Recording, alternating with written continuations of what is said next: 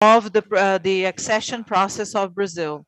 Throughout the week, they were able to review all of the work that has been done by the organization jointly with Brazil.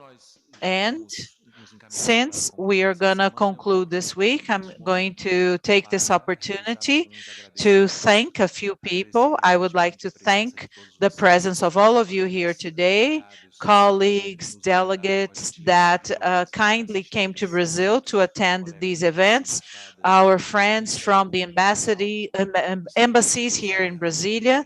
I would like to thank the team of the Ministry of Foreign Affairs that prepared these meetings throughout this week, and they were very successful. Our colleagues from the Ministry of the Economy, they helped us a lot in the organization of the event, mainly this event that we're starting right now. And I would also like to thank the Alexandre de Guzmão Foundation, FUNAG, because they were responsible for all of the logistics of this very successful and very well-built event and a welcoming ceremony to all of you. I'm not going to discuss the content of the event because we have two colleagues here that are going to be way more able than me. First of all, we have Mr. Márcio Carvalho, who is the Global Relations Coordinator of the OECD Global Forum on Productivity. So he's going to give us a presentation regarding what the OECD has been doing with us. And right after that, we're going to have a keynote speech given by Mr. William Maloney. He is the World Bank chief economist for Latin America and the Caribbean. And he knows this region very well, and he's going to share his insights about the region with us. So I would like to remind you that we have interpretation into Portuguese, Spanish, and English in case you need translations. So I'm going to pass the floor to Mr. Márcio Carvalho. The floor is yours, sir. Thank you so much, Ambassador Cozende. Good morning, ladies and gentlemen. I'm going to apologize, but I'm going to give this presentation in English. And so it was planned by another person, so I'm going to pass into English. Welcome to the second day. Let me first thank our host country, Brazil, in particular the Ministry of Foreign Affairs for organizing this event, providing this beautiful venue. I'd also like to thank all participants joining us in Brasilia today as well, to wish a good morning, afternoon, or evening to all those following us remotely. So before we go into the main course for today, please allow me to give you a brief appetizer of what the GFP is and what kind of work we have been doing over the years.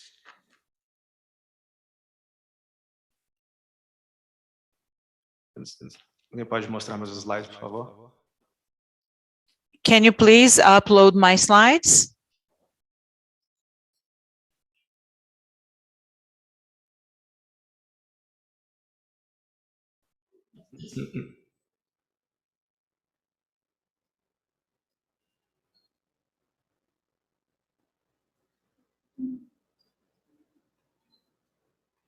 Obrigado. Thank you very much.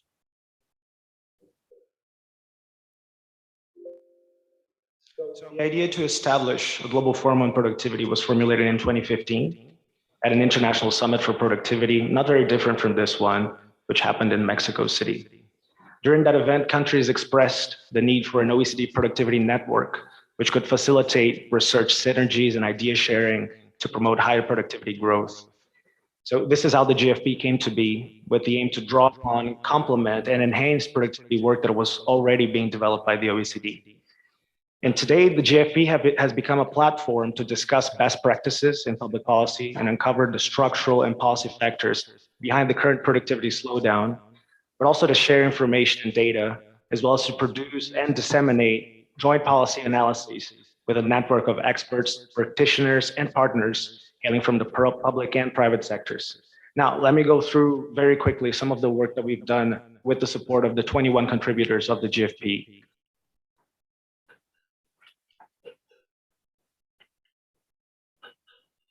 So the current slowdown in productivity occurs at a time when discrepancies in firm performance are high and increasing in many countries. For instance, this figure on the right shows that across countries, medium performers are half or only 1/4 as productive as firms in the frontier in the same industry. Now, to understand this slow aggregate productivity growth, we also need to understand why some firms succeed and others fall behind or decline. So in other words, to understand the macro picture, we need to understand the micro patterns, relying on detailed microeconomic data. So the OECD and the GFP are contributing with several projects to build new evidence from different countries to better understand what drives differences in firm performance following this micro to macro approach. The current slowdown, the recently concluded project on the human side of productivity is one of the examples of these important contributions. You may recall that yesterday, one of our directors, Luis de Mello, briefly discussed with you the project on the human side of productivity. Now, this is the result of a close collaboration with partners from the GFP steering group, and it allowed to derive a set of stylized facts across countries about how the workforce of the most productive firms is different and how differences in the workforce matter for firm performance. The result of these projects confirms that productivity builds on people. And as shown by the figure on the right, differences in human factors in these firms explain about 1/3 of the gap in productivity between the medium performance and the frontier. Another challenge, especially in the context of COVID-19, is the potential shift towards permanently more widespread telework or working from home. As shown here on the right, respondents of a survey run by the GFP point towards telework very likely becoming part of the new normal, with most respondents expecting a sharp rise in the share of employees doing regular telework even after COVID compared to before. Now, such a shift could have a profound impact on firm productivity and could even widen performance gaps, particularly if firms that are already successful will be already better placed to exploit its benefits. The permanence of telework after COVID may also widen inequalities and disproportionately affect workers considered low-skilled, as many high-skilled jobs are easily done remotely. Another potential consequence of increased telework adoption is that while more telework may alleviate pressure on expensive business districts, the low-skilled service workers employed in these same districts may need to find new jobs due to a reduced demand for their services. The GFP, with support from its steering group, partners from worker and business networks, and energy regulator networks, collected new survey evidence to gauge the experiences and expectations related to telework. So the survey confirms that telework can be a great opportunity for firms and workers, but it also presents some big challenges. The results shown on the top right here indicate that managers indeed expect telework to improve firm performance. And the survey also shows that workers expect to benefit from telework in many ways, but there are some downsides to it. For firms, especially in the long run, think, for instance, the difficulty of organizing teamwork in a fully remote setting, or fostering a creative work environment with fewer in-person interactions, or keeping employee loyalty and identification with the company. But also for the well-being of workers, there are some serious downsides, especially when teleworking intensively over long periods of time. Later today, you will take part in another panel discussion, which will tackle some of the human capital related challenges that Latin America and the Caribbean policymakers will need to address in order to make the most of these ongoing trends, including, of course, the observed switch to telework. Finally, to look ahead, the GFP will continue with its research agenda. It'll build on the rich and unique data set collected for the human side of productivity to examine more dynamic aspects of how firms grow and adapt to catch up to the frontier. In particular, the GFP will examine how firms invest in people to get the skills they need and the implication this has for allocation and aggregate performance. It'll also look at how policies help firms invest in tangible and intangible capital at a time of heightened uncertainty. And importantly, it will look at interactions between people and capital, because investments in people and capital may be most successful if done simultaneously. Finally, the GFP will also examine the green side of productivity, which is a brand new project looking at detailed microdata on firms and employees to investigate whether occupations associated with more sustainable and less polluting activities are more prevalent in productive firms or not. This is an effort to understand whether the green transition of our economies also goes hand in hand with productivity gains. Now that I've given you an overview of what the GFP has been working on, let me also invite you to participate in this year's largest GFP event, which will be the annual conference. It's being co-organized with the European Commission this year, and will gather policymakers, experts, and representatives of the private sector, as well as international organizations in Brussels, 7 to 8 July, for an intense 2 days of discussions on what the main post-pandemic challenges for productivity growth will be. Day one will look at the impact of the ongoing green and digital twin transitions, and what policies can help firms and individuals navigate these challenges. You'll also get a snippet of that discussion later today during the panel on green and digital startups that we will host this morning. Day two, on the other hand, will look closely into the post-COVID-19 reorganization of production and reallocation of resources, and how that will affect productivity growth. As you can see on the slide, we will have a REACH program, and as of today, it is still possible to attend the event remotely, so please don't hesitate to register on the GFP website. Very simple URL, oe.cd/GFP. Now, let me conclude. You're welcome to find out more about the work of the GFP on the website as well. And you could also email us if you have any specific questions. We really hope you will look forward to new insights from the GFP, but I have spoken enough for now. So I'd like to thank you for your attention, and I'm happy to hand the floor back to Ambassador Cozendey. Thank you. Thank you. Thank you very much for this broad overview of the GFP work. It allows you to have an idea of what it has been doing. And Brazil has been a participant and a contributor to the work of the GFP for some time now. We intend to continue to benefit from its work that, as mentioned, you can see in more detail in the website, the studies and publications that have resulted from this work.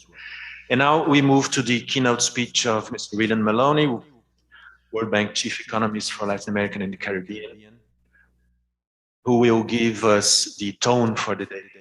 Mr. Maloney, wherever you want.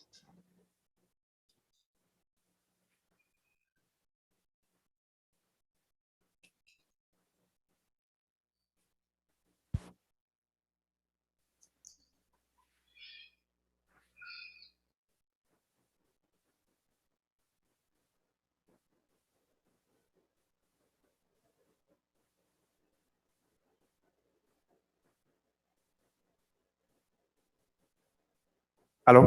Perfecto. Bom dia a todos. Because I don't want to make Marcio feel bad, I'm going to do this in English. But I'm very glad to be here. For all of you online, welcome. Bienvenidos. Bienvenidos. I want to talk today about more questions I have that our research at the bank has kind of turned up over the last number of years. That are relevant, I think, both to questions of growth and productivity, but also to the challenges we face, for instance, in the environmental sphere, in the green agenda. I think these are actually related topics in many ways. Right here, I have Condorito, reflecting that I've spent perhaps more time in the Andes, but the whole idea is, how do we get this Condorito flying? Because right now, for the last couple of decades, he's been sitting there and not been very dynamic as an economy, say. Okay.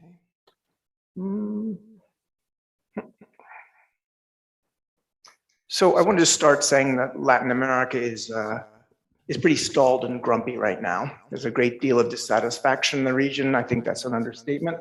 But looking forward, we see pretty low growth rates, sort of 2.5%. Over the next 3 years, and not likely to improve much. What's as distressing is that this isn't just a COVID thing. This is the same as what we saw in the 2010s, where we basically grew about 2.2%, while the world was growing somewhere around 3.1%.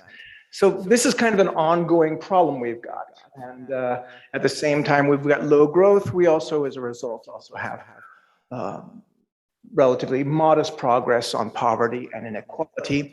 And, you know, it's very hard when you're not growing fast to deal with those issues. You can redistribute, but that has its limits. So the question is, how do we get us moving faster? How do we get the Condorito flying? And I also just want to highlight 5 paradoxes that I have in my mind, which I think opens some doors as to thinking about how we should be thinking about productivity growth. The first is that, and this is the big one that's been bothering the region, is that despite doing a big reform effort, it's not that the region hasn't done a reform effort, we have. Some countries more than others, but fine. Overall, the last 20 or 30 years have been very different from the previous. And yet, after a period of some rapid growth, we've largely stagnated in the region. The second is our poor performance, and I'll call it that, is fundamentally not a function of our economic structure. There's some of that, but what I want to stress is that there's opportunities that we should have taken earlier in history that we didn't take, and we still see some of those same missed opportunities today. So I want to move the discussion away a little bit from structure and what we should be producing or not producing, and ask why we haven't done more with what we've got. I didn't want to go there yet. The third thing is the business climate in our region is in many ways supposed to be prohibitive. Certainly my organization spends a lot of time thinking about business climate. And yet one thing that history tells us is that folks from outside tend to come in and industrialize quite well, thank you. And I'm just going to show some numbers showing that most of our industrialization in the region was done by those folks. So there's a big question as to what is it that they have or had that we don't have that we need to get.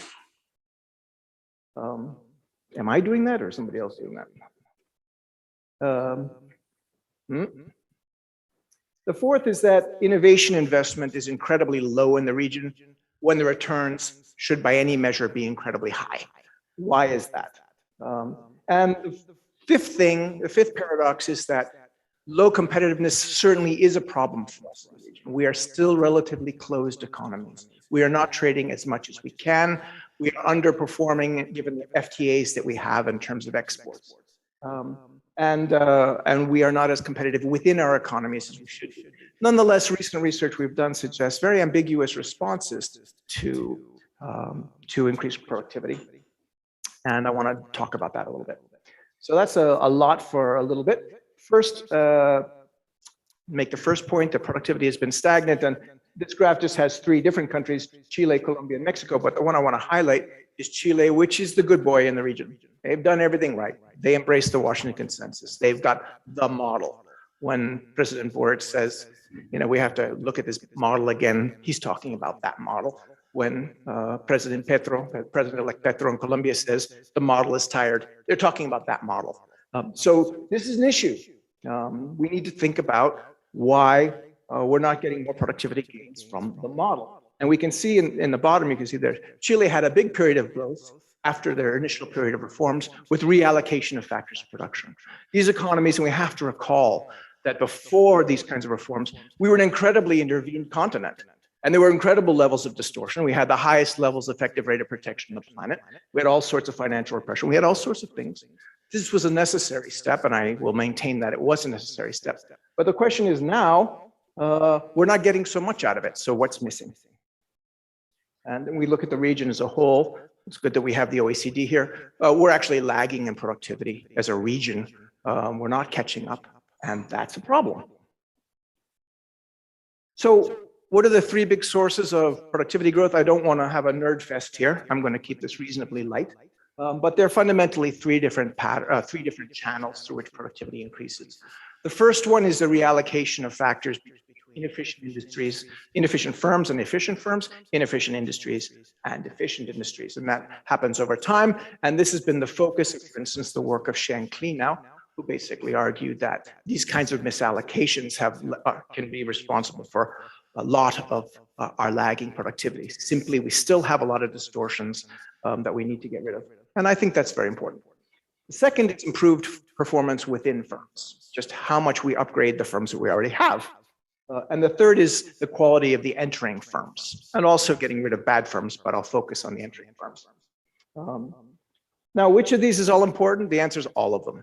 Even though the Sheflino approach has gotten a lot of attention in the region, I just want to stress that when you look at the contribution to efficiency gains, it depends a lot by country. But if you look at Chile, for instance, most of the action is happening from net entry and from within upgrading after they went through that initial period of reallocation. And it depends a lot by country, but what we can say is we need to keep all of these on the radar, not only eliminating distortions to allow reallocation, but also to improve the quality of our firms and to improve the quality of the firms that are coming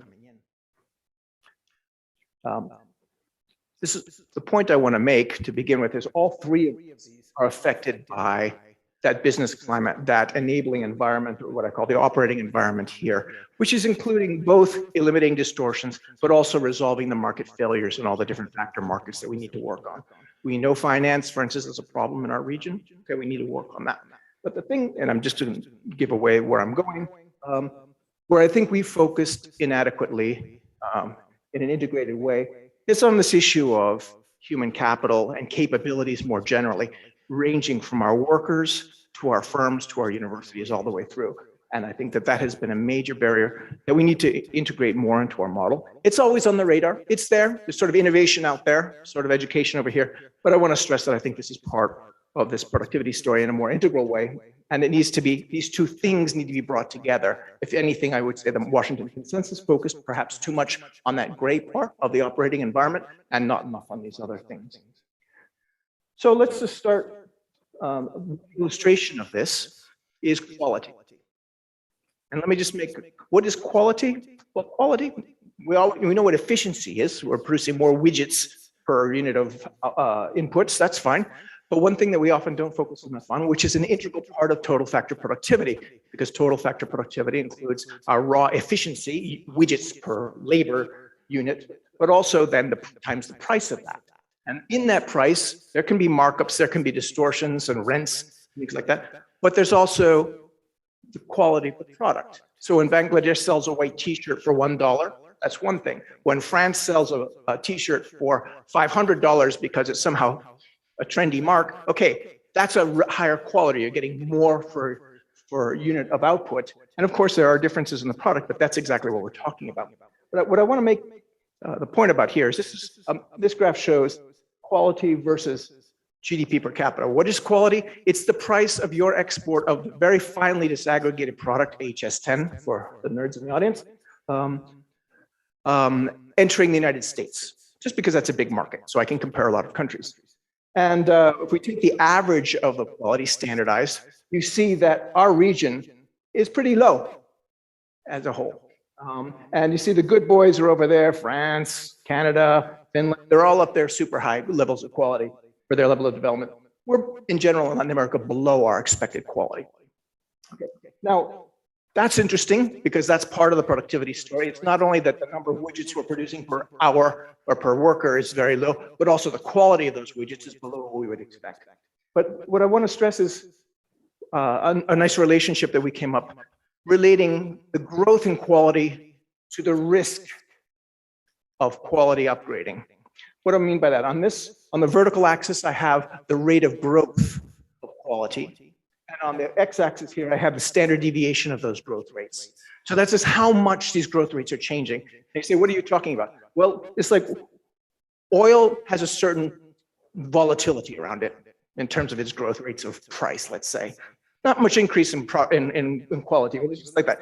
But suppose you're Nokia, right? One day your handset is $400 per unit, and the next day it's zero, okay? That's a very, very volatile industry. In fact, when we break it out, it turns out that higher tech industries are more volatile.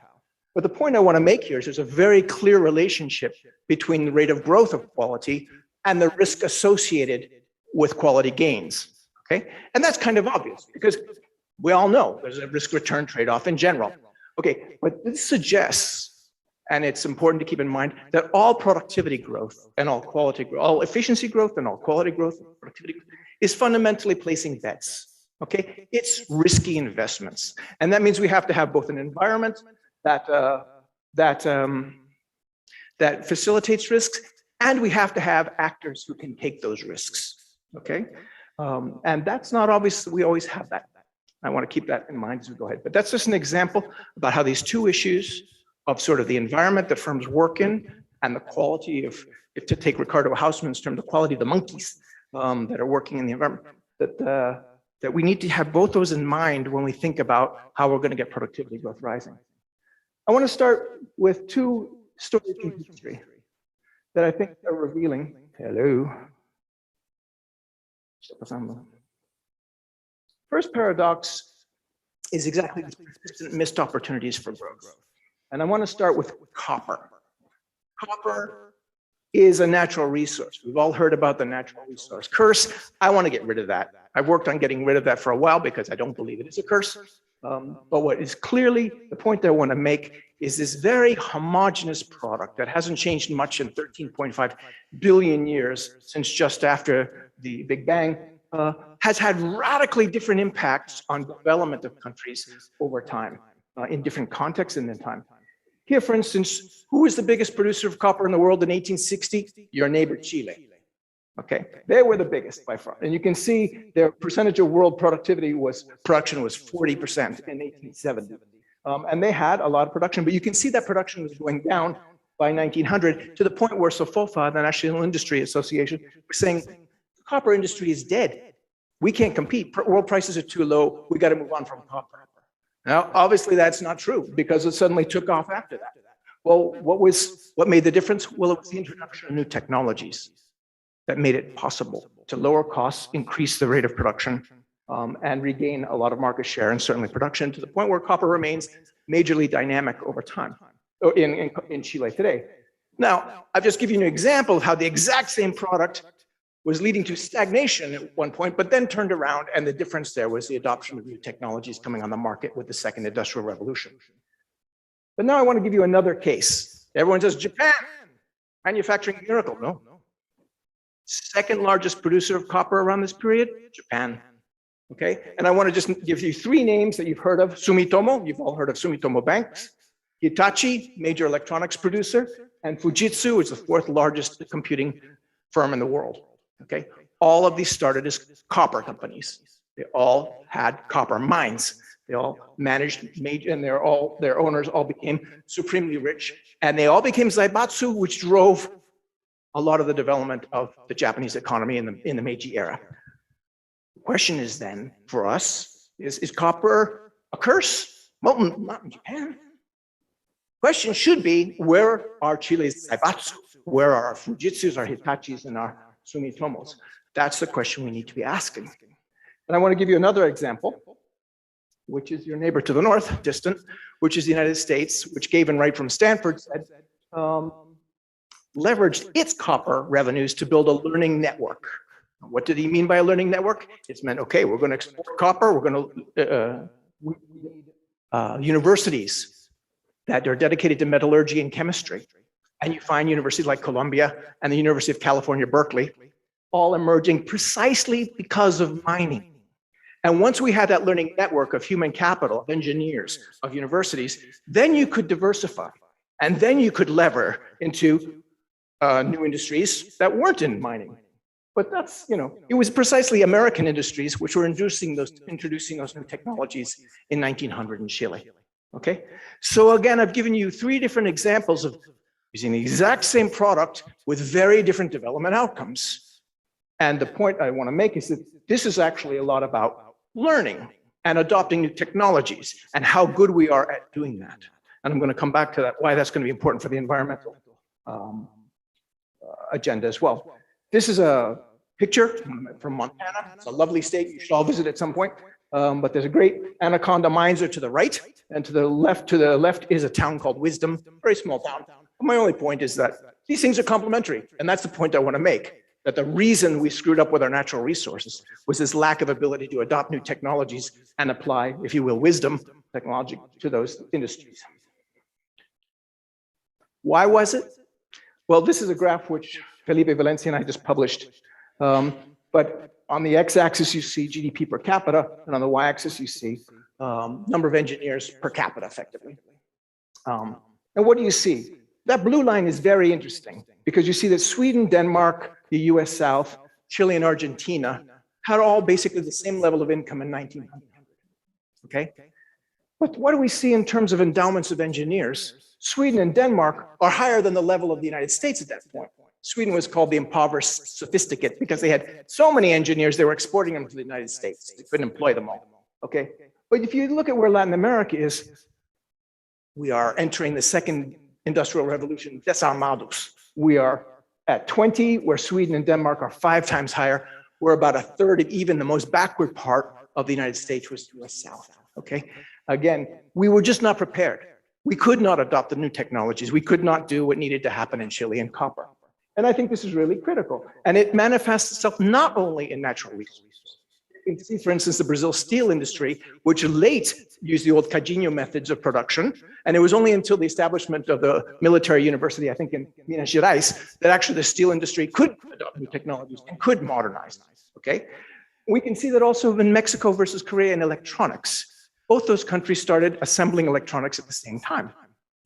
But we don't have a Teléfono Azteca. We have a Galaxy, okay? And the question again is, why don't we have a Teléfono Azteca?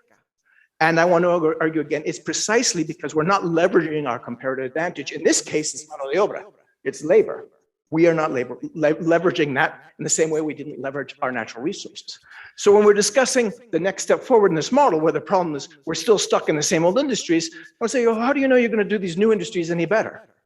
You're just going to give a lot of protection, start this new industry, and we're going to just continue in the old, or we're going to find ways of really bringing knowledge to bear. And when we go into this fourth industrial revolution, we remain low along all measures of innovation, which does not bode well for productivity. So this graph, I want you to keep in mind because I think it says a lot about how this great divergence happened across the last century and how we have to, the kinds of things we have to do. Just, I think I'm going slow, but just, no, I'm going to go slow. Diego Comen says that we can actually explain much of that divergence precisely in differences in terms of adoption lags with the United States. This is our engineering data against his technological adoption data, and you can see that Latin America is all down here, about 10 to 12 years lag in adopting new technologies versus the United States. Sweden and Denmark are up there nice and high, better than the United States, adopting things faster, and he claims, he and Mestieri claim that they can explain much of the divergence in our region precisely because of this. Oh, green agenda is a technology adoption agenda. Okay, we can talk about putting on carbon taxes, but what's going to make that will just penalize growth in terms of putting up. Maybe we need to do it, but unless there's adoption of new technologies, greener ways of doing things, greener new processes, then we are not going to have more success with that green agenda than we're going to have with the productivity agenda. So rather than seeing this as a trade-off, we need to see these as complementary agendas. We need to make our economies much better at adopting technologies. Capabilities. Oh, forget that. Here's another historical story I want to just put on the table, because the World Bank, very preoccupied with the business climate, as they should be. But my question is, why is it that most big industries in the region were started by immigrants? Okay. If you look here at the percentage in the second column, percentage of immigrants among business owners, you see that in Argentina, it was about 80%. Okay, fine. They're mostly immigrants. In Sao Paulo, we're talking 50% of industries. That's Brasileiras number. In Minas Gerais, it's lower. In Chile, it's like 70% of steam-powered industries were started by foreigners. In Barranquilla and Santander, it's 60-50. Those are mostly Germans. And then in Mexico, we have 50%. And you know, when you compare that to the share of the population, you see that it's always greater than a one. And in Chile, and in Barranquilla, and in Santander, and in Mexico, these are large numbers. They are vastly outperforming given their share in their population. And so the question is, okay, business climate is key, and we must continue to do those reforms. That's absolutely necessary. But there's also clearly something else going on, because these guys are arriving from Syria. They didn't speak Portuguese. They didn't speak Spanish. They didn't know the elite. They weren't plugged into the power structures. Yet somehow they were the ones who drove industrialization in our region. What was it that they had? We talked a little bit going to the beginning about ability to take risk. But even, in Brazil, we have In Rio, most of the textile mills were set up by foreigners. Sao Paulo and Rio, first electricity generating companies, were all founded by foreigners. Juiz de Fora, the immigrants were responsible for 66% of industries then. This is just a pattern throughout the region, and we need to understand what made these guys different. Was their ability to take risk? Were they more familiar with technologies out there? Were they more able to evaluate a plan and say, I know from my experience in the rest of the world that if I adopt this technology, it's likely to have these returns over time, which we didn't have because by virtue of our colonial history, we were actually very closed. Most of us were colonized by two countries at the rump end of the Industrial Revolution that themselves remained really backwards for a long amount of time. So we started behind the 8 ball, but then we have to think, what is it that those guys have that were needed at the time? And I think that informs us today. Just one example.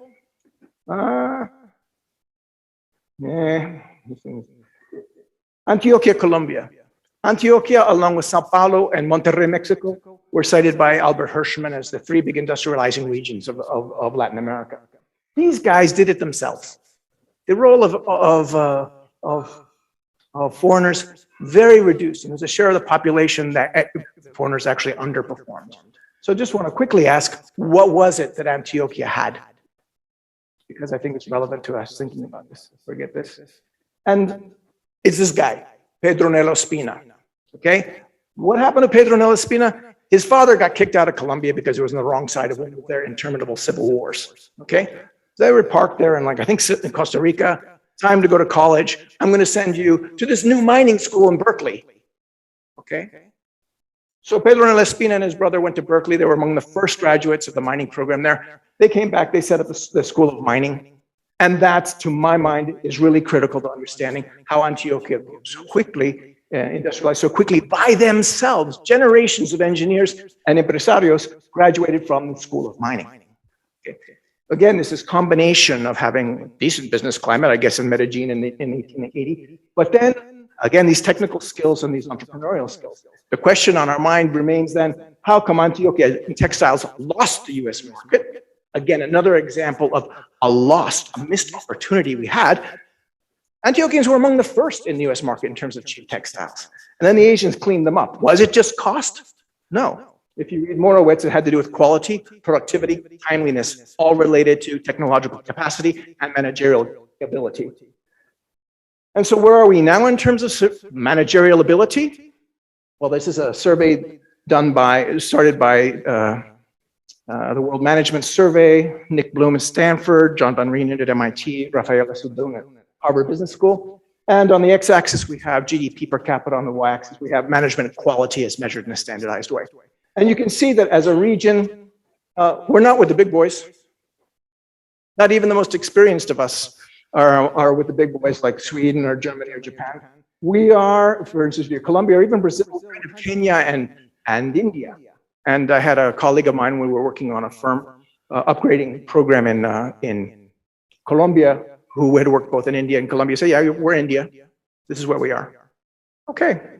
It's not really surprising when a Chinese competition comes that we get our clocks cleaned, to use the American expression, that we cannot compete because we are behind. And in every country I've gone to and presented these results, they have a different reason why the results are wrong. Like, yeah, okay, Sao Paulo is super modern, fine. Sao Paulo is part of Brazil. It's much larger than that. Chile, well, we've been in the neoliberal experiment forever. They can't all be wrong. One survey can be wrong, another can be wrong. The bottom line, though, is all these different surveys from our region suggest that in terms of our ability to run our firms, in terms of our ability to take risk, evaluate risk, it's we lag. This is something, and it's what's important is, again, going back to my friend Japan, these guys from World War II were saying firm capability upgrading needs to be central to what we do. It started in World War II with the legendary Zero up there. They didn't have enough factories, so they had Maloney assembling parts of the carburetor in his living room. They went around to all these places, and Maloney's an idiot. We need to teach him how to organize production here, and that's what they did. And then they continued doing it after the war. They had something called the productivity movement in 1945, where they said, okay, how do we catch up to the West? Because now we've got a 20% productivity level compared to the US. What do we have to do? And they really put a full court press on all these different dimensions of quality, productivity, management. Singapore followed their example. And this is an important lesson because they found that after they'd opened up and invited all these multinational companies, that their local firms remained in the Jurassic period in terms of capabilities. So they started Spring. They asked the Japanese to come help them organize, and they also had a productivity movement. We need to think about that. What would a productivity movement look like in Brazil or look like in Latin America? Colombia did have a Centro Nacional de Productividad, which was started by the Japanese. It has not had as much influence as we might like. But we did find in a study that we can use their tools to improve quality. Skip. How am I doing on time? 5 minutes, 10 minutes? Huh? Concluding. Okay, we'll take one last story, and that's why do we not invest more in innovation? If you take the results of Griffith Van Reenen of many years ago, they find that the returns to R&D increase the further you get from the frontier. And these are the numbers they had. So basically, the United States is about 57% return to R&D, which is high. As you go further from the frontier, you get to 88% with Italy. If you just extrapolate that out to our countries, it's 200, 300%. If you believe those numbers, we should be investing everything in R&D, but we don't. And why is that? And I want to argue we are below, but I want to argue it's because that pattern that we saw of going from the frontier and things rising actually turns over after a while, and it becomes a much lower rate of return. And the reason is because of now we're getting back to the business climate and the investment climate, missing complementary factors in the business climate. If you can't get finance, if your workers are not well trained, if you don't have good managers, then any great R&D you do in USP is not going to result in a high economic rate of return. So when we think about innovation policy, we think about a much larger set of issues than we normally do that involve both these capability issues I've been talking about, risk-taking, technological abilities, all this, and the business climate. And I'm just going to jet right for that because I am low on time. And this nightmare figure is nonetheless, I think, worth just contemplating in your sleep a little bit. And this is what I call the expanded innovation system. And why is it expanded? Because most of the time in the region when we think about innovation, we say, okay, well, what are the market failures affecting knowledge? Yep. And what do Sweden, Finland, the United States do to counteract these market failures? Fine. The problem is that we're not Sweden. And that there are a lot of other things we need to worry about in addition to raising the rate of R&D expenditure, for instance. So to begin with, we always start on the supply side. Okay, so where's the technological university? Where are our best brains? Oh, yeah, that's fine. We need that, and that's on the left-hand side here. But I want to stress the right-hand side, which is exactly, again, our firms. And the two things that I think are important are, first of all, the incentives to accumulate, and that's the macro stability. That's our competitive structure. That's our trade regime, okay? We know that innovation responds to scale. Latin America is not using its TLCs effectively to get that scale, but we should. But all those things are important to creating the environment, if you will, the business climate, that will make firms want to accumulate knowledge capital, which is what I'll call innovation. But then we're getting down to these firm capabilities that we've been discussing. The core competencies, the production systems, the technological absorption and production that I've been talking about, which I think we've been understressing. And in the middle, we have all these barriers to that accumulation. Once they decide that they want to and they have the capability to do so, we have credit markets, we have entry and exit barriers, we have the business regulatory climate and the rule of law. All those things we need to focus on as well. We can't just be focusing on these knowledge accumulation things like seed and venture capital or innovation externalities, which are usually the discourse of the innovation debate. We have to have a much larger view that combines both these business climate elements and these capability elements that we neglect. I am just going to end there. I just want to highlight that we're now on our 8th volume of the World Bank Productivity Project. And it ranges, the first volume is on innovation per se, the second one's on how to think about productivity in new contexts, and then we have high growth firms, agriculture, the promise of services, This one is on regional development and productivity. And the newest one is on technological adoption, which does some very, really pushes the frontier, I think, a lot. All of these are available on that website for free. Spanish versions for the first 3 are available.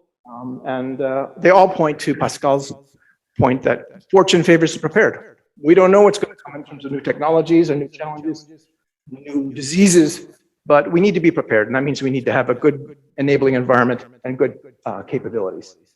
So I'll leave it there. Thank you very much. Yeah.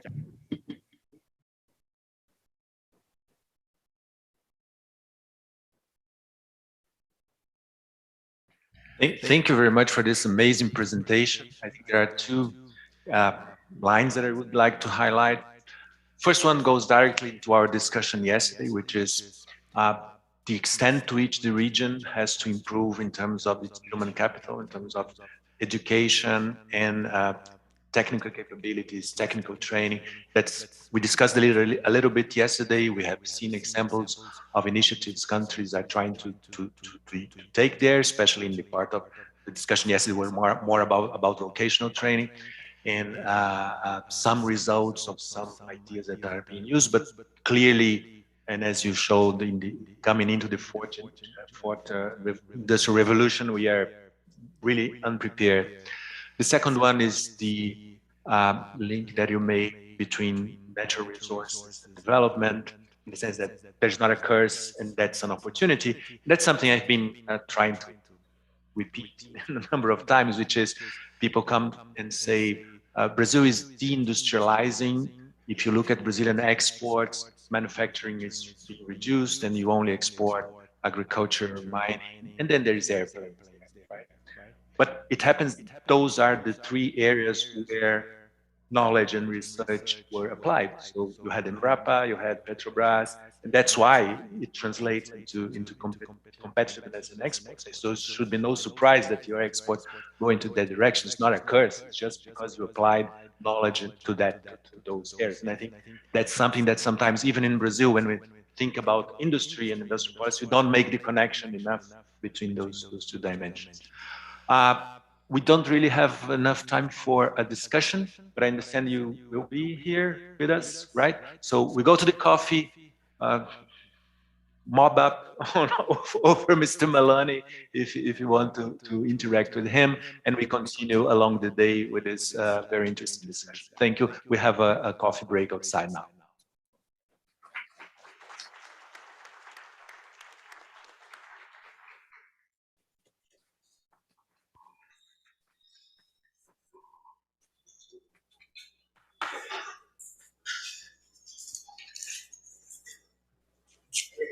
Very interesting. And as I said,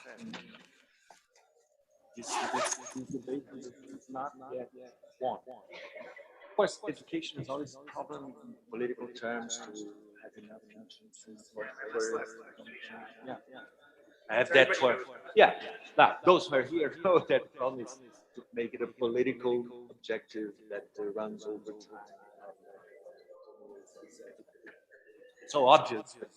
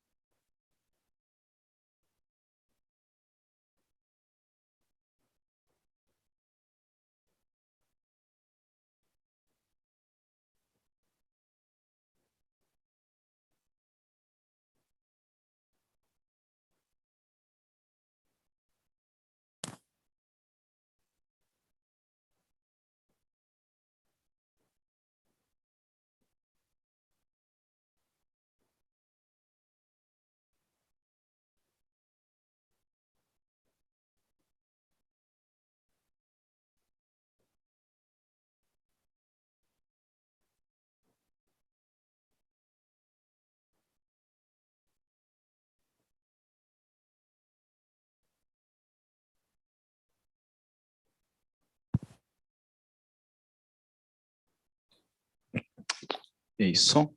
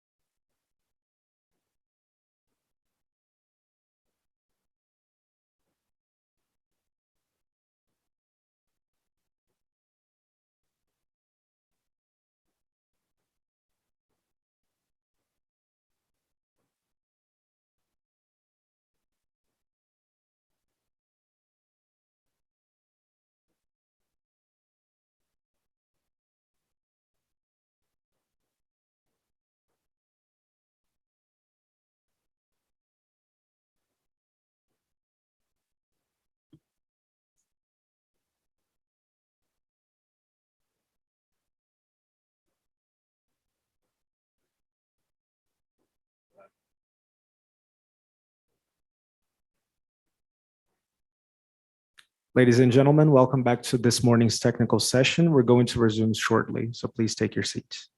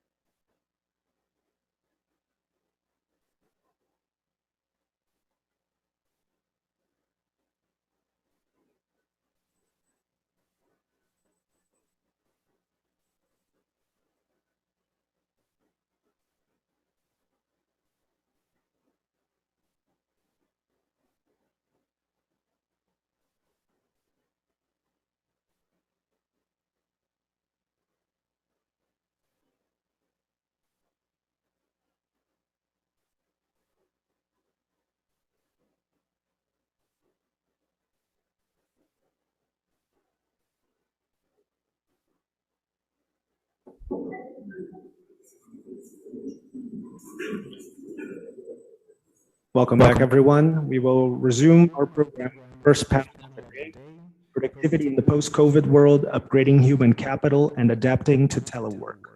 So to kick off the panel, it's my pleasure to give the floor to Mr. Silvio Eugênio de Araújo Medeiros, Deputy Secretary for Labor, Public Policies at the Brazilian Ministry of Labor.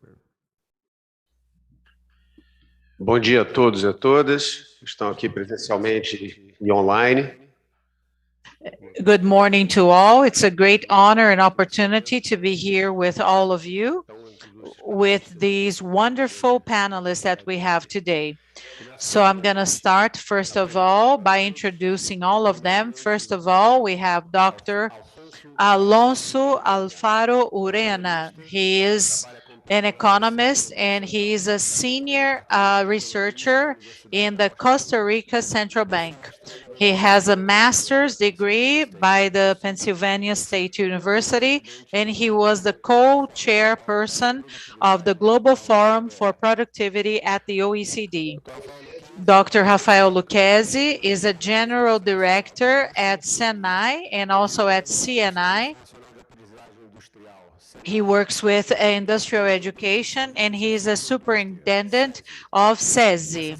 So all of these entities, he promoted the revolution towards achieving innovation, and he expanded SESI, SENAI in their education, in vocational education, based on the education that we offered at high school, and also by the intensive use of new technology. Dr. Jorge Arbachi is the vice president for the private sector of CAFE, and he teaches economics at the University of Brasilia. And among other jobs and positions, he was the head economist at the Ministry of Planning, and he also worked at the World Bank in Washington. Mr. Thiago Machado is the director for institutional relations at the telephone operator Vivo. He has vast experience in the market of telecommunications, and he also worked at Ericsson, Siemens, and Nokia. So he has also worked in Italy, in the USA, in Mexico, and he worked with business strategies and government relations. Mr. Faliufal is the deputy head of the division at the OECD for economic department. And previously, he was the head of the economic analysis at the Foreign Affairs Ministry in France. He has also worked for the National Treasury Department in France. These are our speakers for today, and to start our topic, that is productivity in the post-COVID world, upgrading human capital and adapting to telework. I'm going to pass the floor to Dr. Alonso Alfaro, and he's going to give his presentation online. Dr. Alonso, you have between 10 and 12 minutes to give your presentation. You can hear me. Thanks so much to the chair for introducing me. And I would like to thank Brazil for organizing this beautiful conference and to the OECD for the participation. I'm sorry, can you hear me well? I hear some feedback. Yes, we can. We hear you, sir. Okay. Okay. I'm going to share my screen right now. Okay. So I would like to first acknowledge all the delegations that are present in the room. It's a shame that I wasn't able to go to Brazil as I wanted to, but I hope that my intervention online is of good use. It's an honor to be here. Also, taking into consideration that yesterday we had the presentation by the Minister Tawad and by our colleague Costa Rican Anabel Gonzalez, who is at the WTO. First, I want to say that anything that I say is a personal view. It's not a central bank position, right? It's just a personal view from my experiences and what I know. The first thing that I want to say is that I'm not an expert exactly in telework, but I've been learning a lot during the past years, and I've worked in productivity issues in the past few years. So I would like to make some comments on the issue. Okay. So this is basically what I want to say, some things before COVID in the early stages and post-COVID and the future. Okay.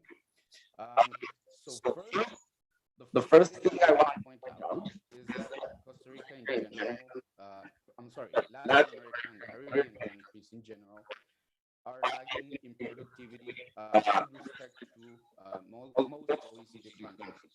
Right now, the Latin American and Caribbean countries that are members of OECD officially are Colombia, Mexico, Costa Rica, and Chile. And I highlighted them in this graph. I also highlighted the United States just for reference. But as you can see, all the Latin American countries that are part of the OECD are lagging in GDP per hour worked. And this is very consistent through time. We've been lagging for a long time. And in most of the measures that we have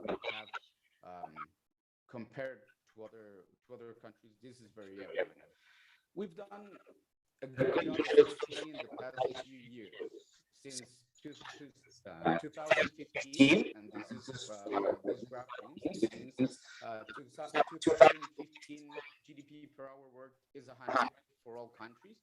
So a number above 100 means, in terms of percentages, what has the GDP per hour worked increased. We see that Colombia is the country that has increased the most in GDP per hour worked. So this is good news, and here Costa Rica is a little bit behind. Chile has also increased. Mexico is the one that's lagging a little bit more. But in general terms, these are good news. We are slowly catching up, and this is consistent with stories or models that tell us that countries that are lagging up, that are lagging, tend to catch up faster. This is Robert Lucas story that he has in a paper.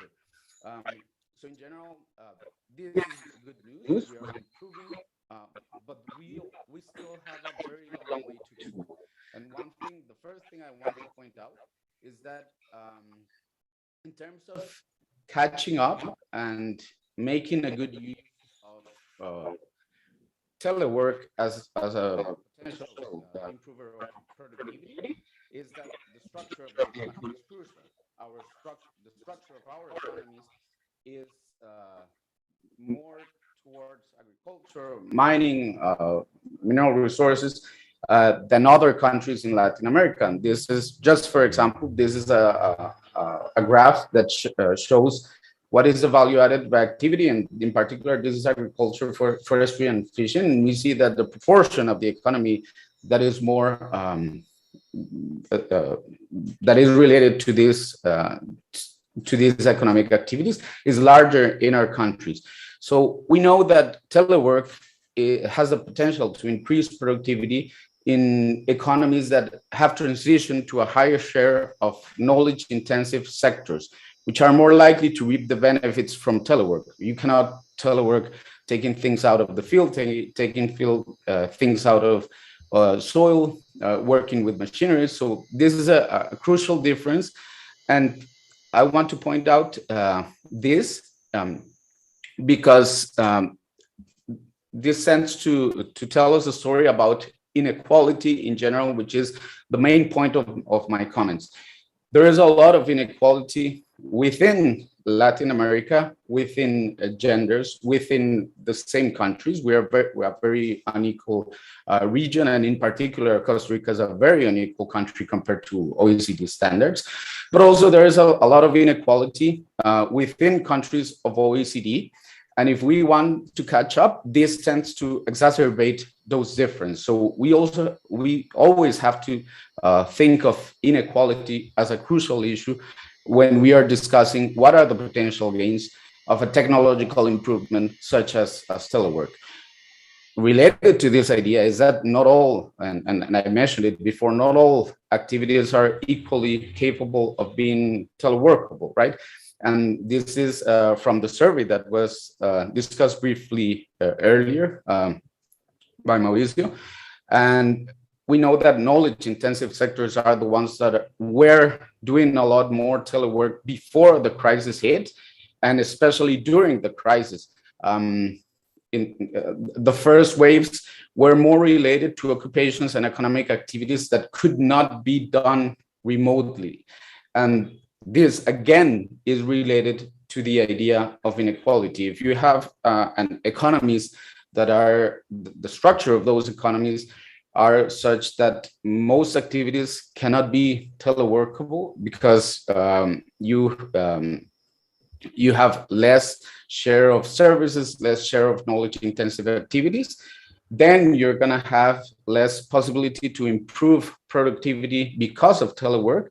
And if, or we saw during the pandemic that these activities were pushing some of the waves that we saw during the first months of the pandemic, and we still do, okay?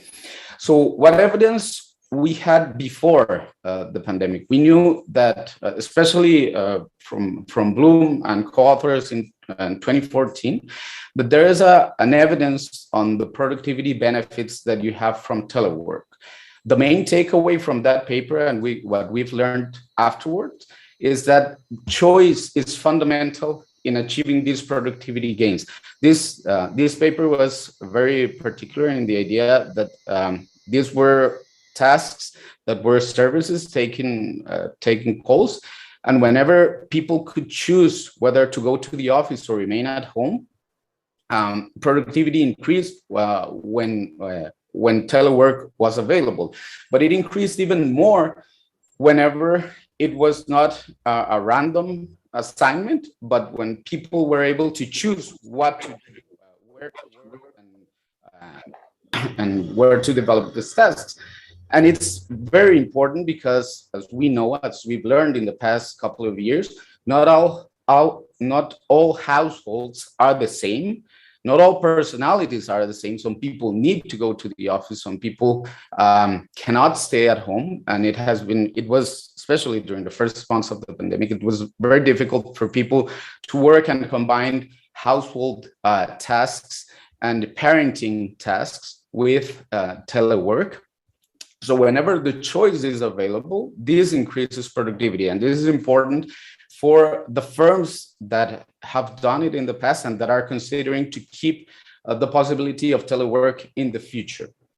We've also learned there's a recent paper that has been circulating for a few weeks that there are clear benefits of face-to-face interaction, at least in terms of knowledge diffusion. There's a paper by Atkin, Chen, and Popov that was, what they did is track knowledge diffusion in the Silicon Valley and face-to-face interactions. Oh, I'm sorry, there's a horrible typo there. A face-to-face interaction was very important to knowledge diffusion. So my main takeaway from what we know is that if telework is possible within the tasks of firms, choice is fundamental, but also there are clear benefits of people meeting and going about their day talking to people. And we've seen that in the work that we've done in the bank.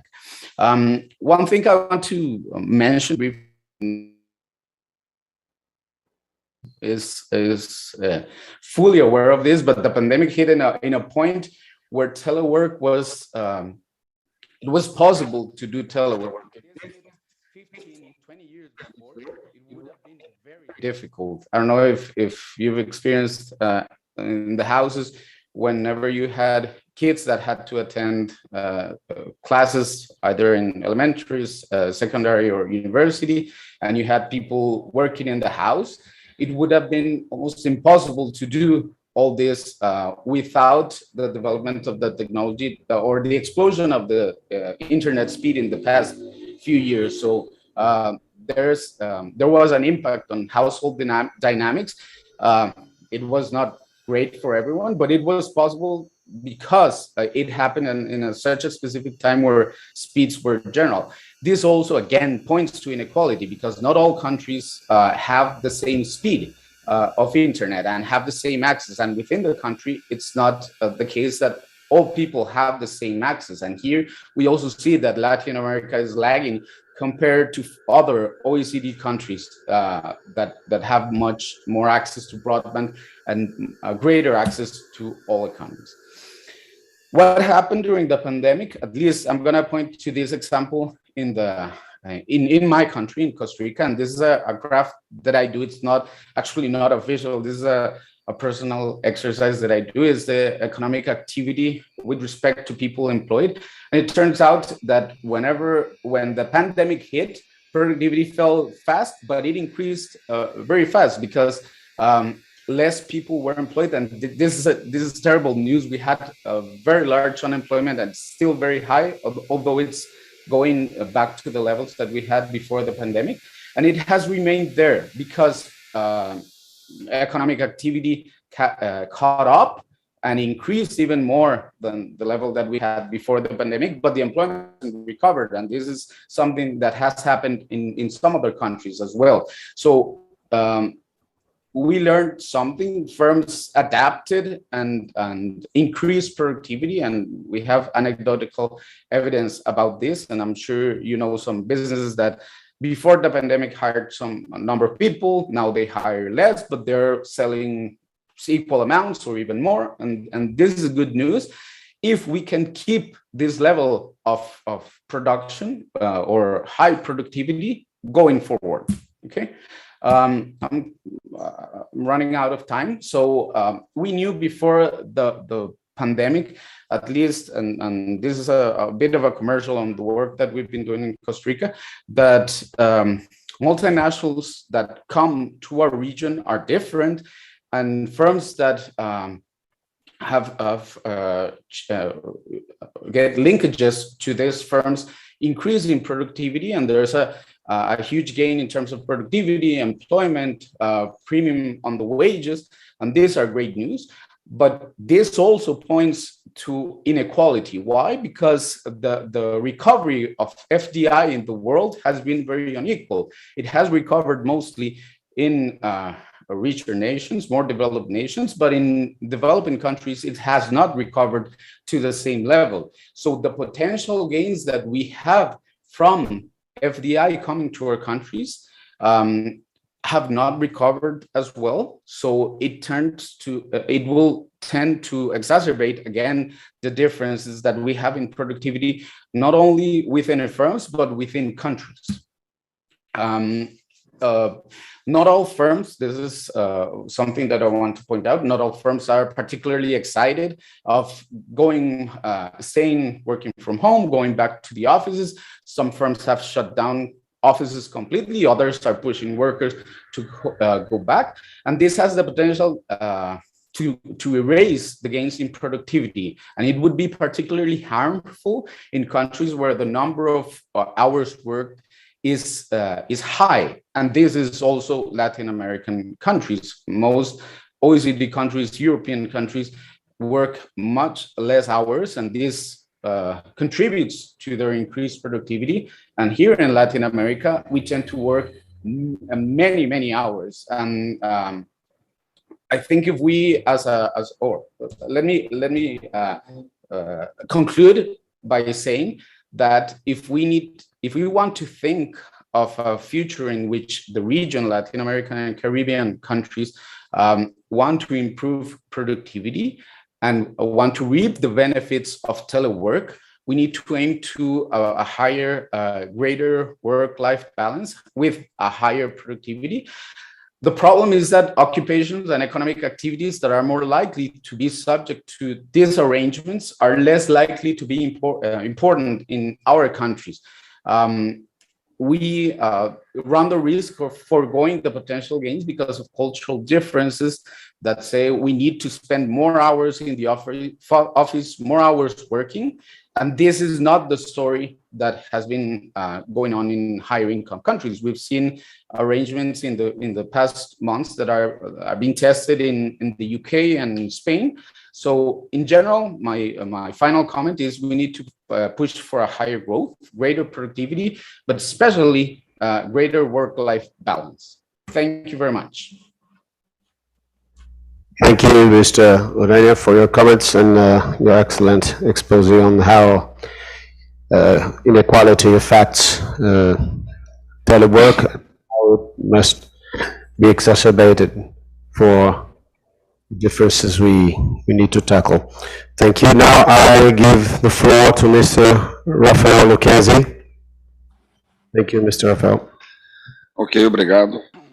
Obrigado, Thank you Silvio. very much. Thank you, Silvio, and the other participants and organizers.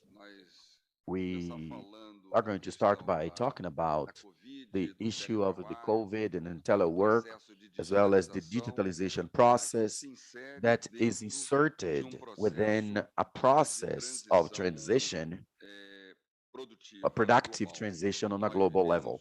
We're experiencing today a transition of the technical economical paradigm, the ascension of the 4.0 industry. And based on everything we have done and have actually followed within CNI, the National Confederation of Industry and SENAI, SENAI is a big professional system of Brazil and probably one of the best in the world. And we've identified that many things that were already happening in our studies and perspectives were going to happen within the next few years. And they've had an accelerating effect of happening faster due to the impacts that the COVID allowed for. And in Brazil and Latin America similarly, the numbers are very significant. So just imagine that in Brazil, close to 80% of the teachers used to say that they were not ready for online education. And for more than 9 months, we've had to do this process. So to a population close to 60 million people, 55 million students from our teaching network, but almost 3 million teachers, which added to the working staff means 65 million population. This is the population of Italy, of the Iberic Peninsula, and we've had to do all of this process. Latin American countries that are delayed in terms of industrialization with low productivity and a very low per capita income, they're having a hard time compared with other countries. These countries have missed the third industrial revolution, and they're having a hard time in following up with the industrial revolution of the fourth industrialization revolution, which ensures to countries like Brazil this regressive process in which we've missed the fabric of participation in the most sophisticated markets. And for example, our trade balance is an indicator and show that we have missed we've lost our participation, for example, in high tech, and we focused more on a lower agenda. We have, of course, clearly that in this agenda, the agenda creates opportunity, accelerate trends. We can see that, for example, in a package of new technologies that we use at Sinai, we've made a lot of progress in terms of online education, which is extremely important, but it reconfigurates the necessity of an agenda of roles for the institutions that need to understand the transformations that are happening and so accelerate their institutional regulatory framework. Much of our regulation within the working market, the labor market, that will, in the Brazilian case, be consolidated around CLT is from the 40s.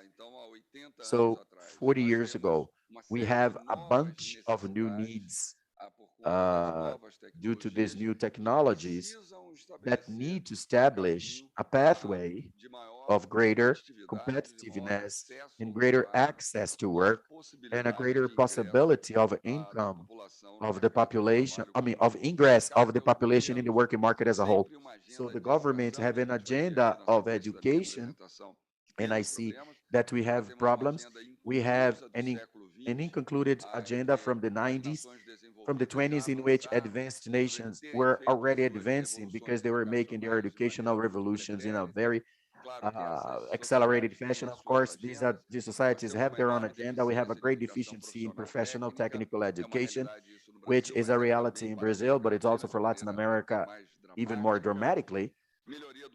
An improvement in the working in the business environment, infrastructure advancements in innovation and industrial policy, which is very important in all of the countries. As for the companies, the gains in productivity and innovation of products and processes and business model, all of the process of incrementing continuous productive process and manufacturing processes, as well as gain in participation on the market. All of that, when it's placed in the context in which economical crisis and recession mean that the technological transition and working transition, difficulties from the regulatory standpoint, put this macro process around the discussion over the digital transition to many sectors of the economy and especially of the Brazilian industry.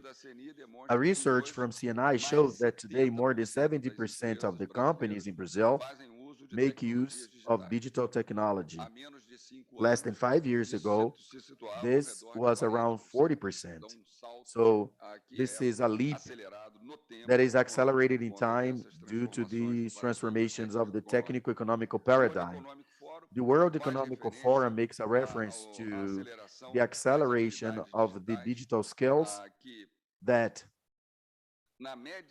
on the average, of activities are about 40%, and industry is over 70%. So all of the process of automation, digitalization, changes of competencies, professional skills, or the possible requirements professional requirements will be extremely intense.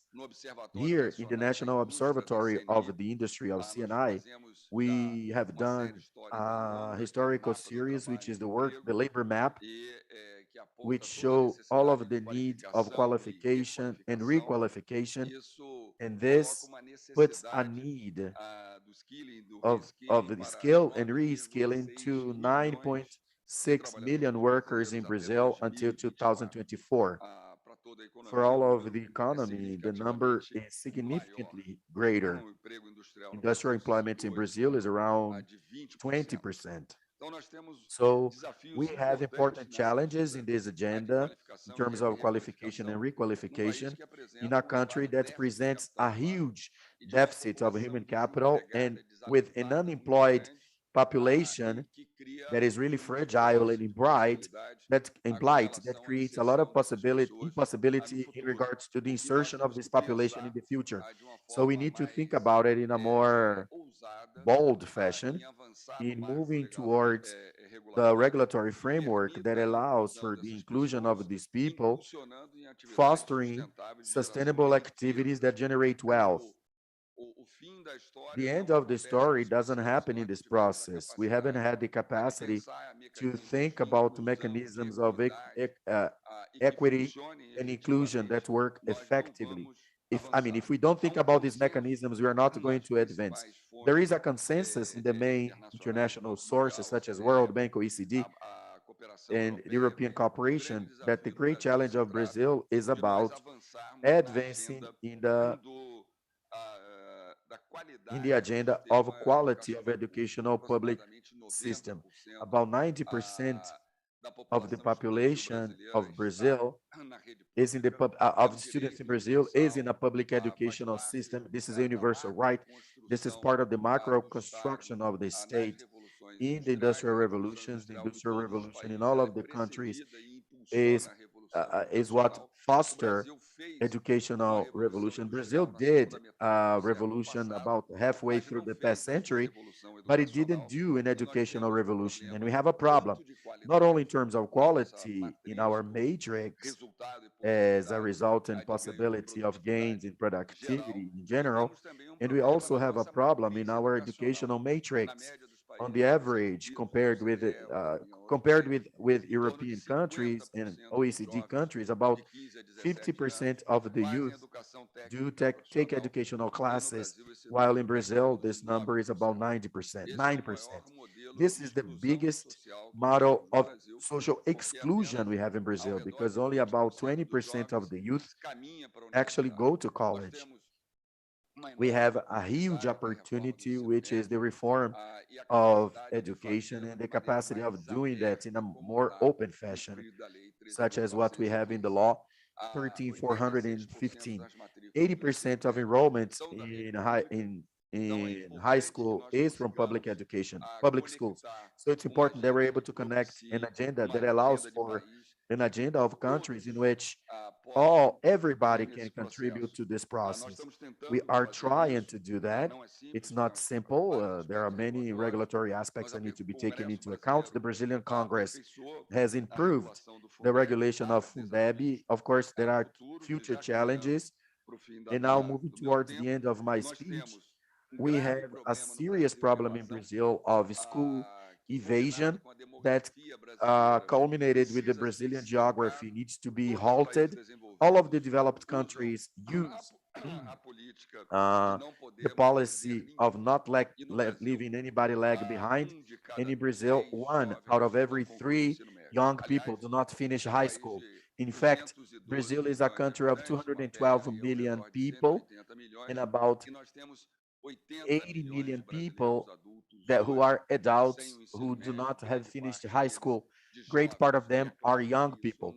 Of course, this is a huge bottleneck to the Brazilian competitiveness.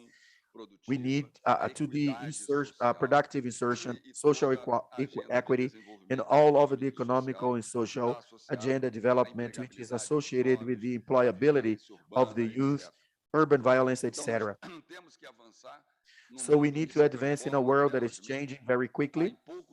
In a very few years in the Brazilian industry, the incorporation of sensors in the factory floor has gone to over 80%.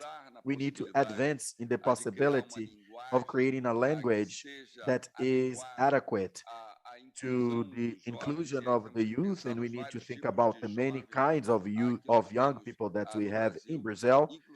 As a matter of fact, thinking about the issue of education of youth and adults to this huge contingent of the Brazilian youth that is not inserted in the labor market.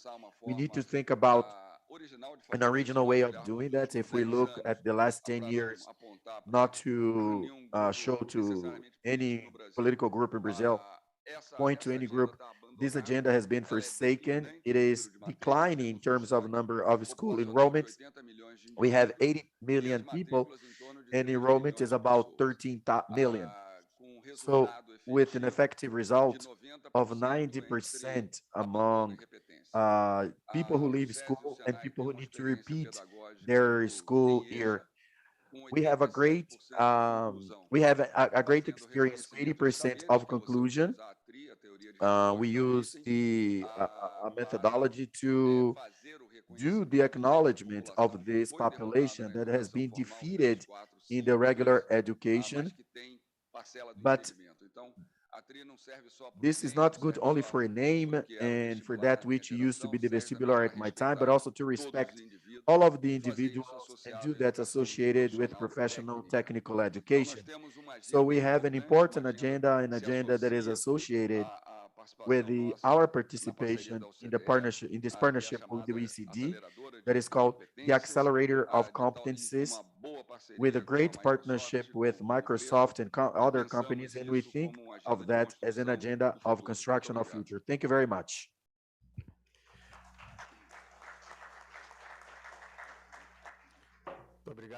Thank you, Dr. Lucchesi, for this wonderful panorama and the difficulties that we have. And we have to work on the regulatory framework and some essential things that we have to overcome to increase productivity in Brazil. Now I'm going to pass the floor to my dear friend, Jorge Arbate, so that he can give his presentation. Thank you very much. Good morning, ladies and gentlemen. First of all, I would like to make three remarks. The first remark, I'm going to start my first comment with a few figures regarding the informality in Latin America and in the Caribbean. In average, the informality is over 50%, or this informal market. But when we analyze some specific countries such as Peru, 70% of the market is informal. In Colombia, 62%, Mexico, 58%, Brazil, 48% of informality, Bolivia, 84%, and so on and so forth. I mention these figures because they are essential as factors so that we can understand if and how telework has to be seen and understood by the same parameters of the countries that are more advanced, considered more advanced. Economies in which such a high amount of the population is connected to informal activities and in which the use and the access to technology and to interactions at work, they are far from what is associated by what is called telework. All of this makes the effect of the new technologies, digital technologies, something far from most of the population. And why is this considered a problem for beyond the problems associated to what has already been mentioned regarding inequality, regarding effects or impacts over poverty? Because in an economy with such a high level of informality in our market, the impact of a population workforce that is so high related to informal activities over the other employees that have formal jobs, and they are also involved in telework, this is something that cannot be ignored, to the extent that in urban areas, all of us, we work somehow with value chains, production chains.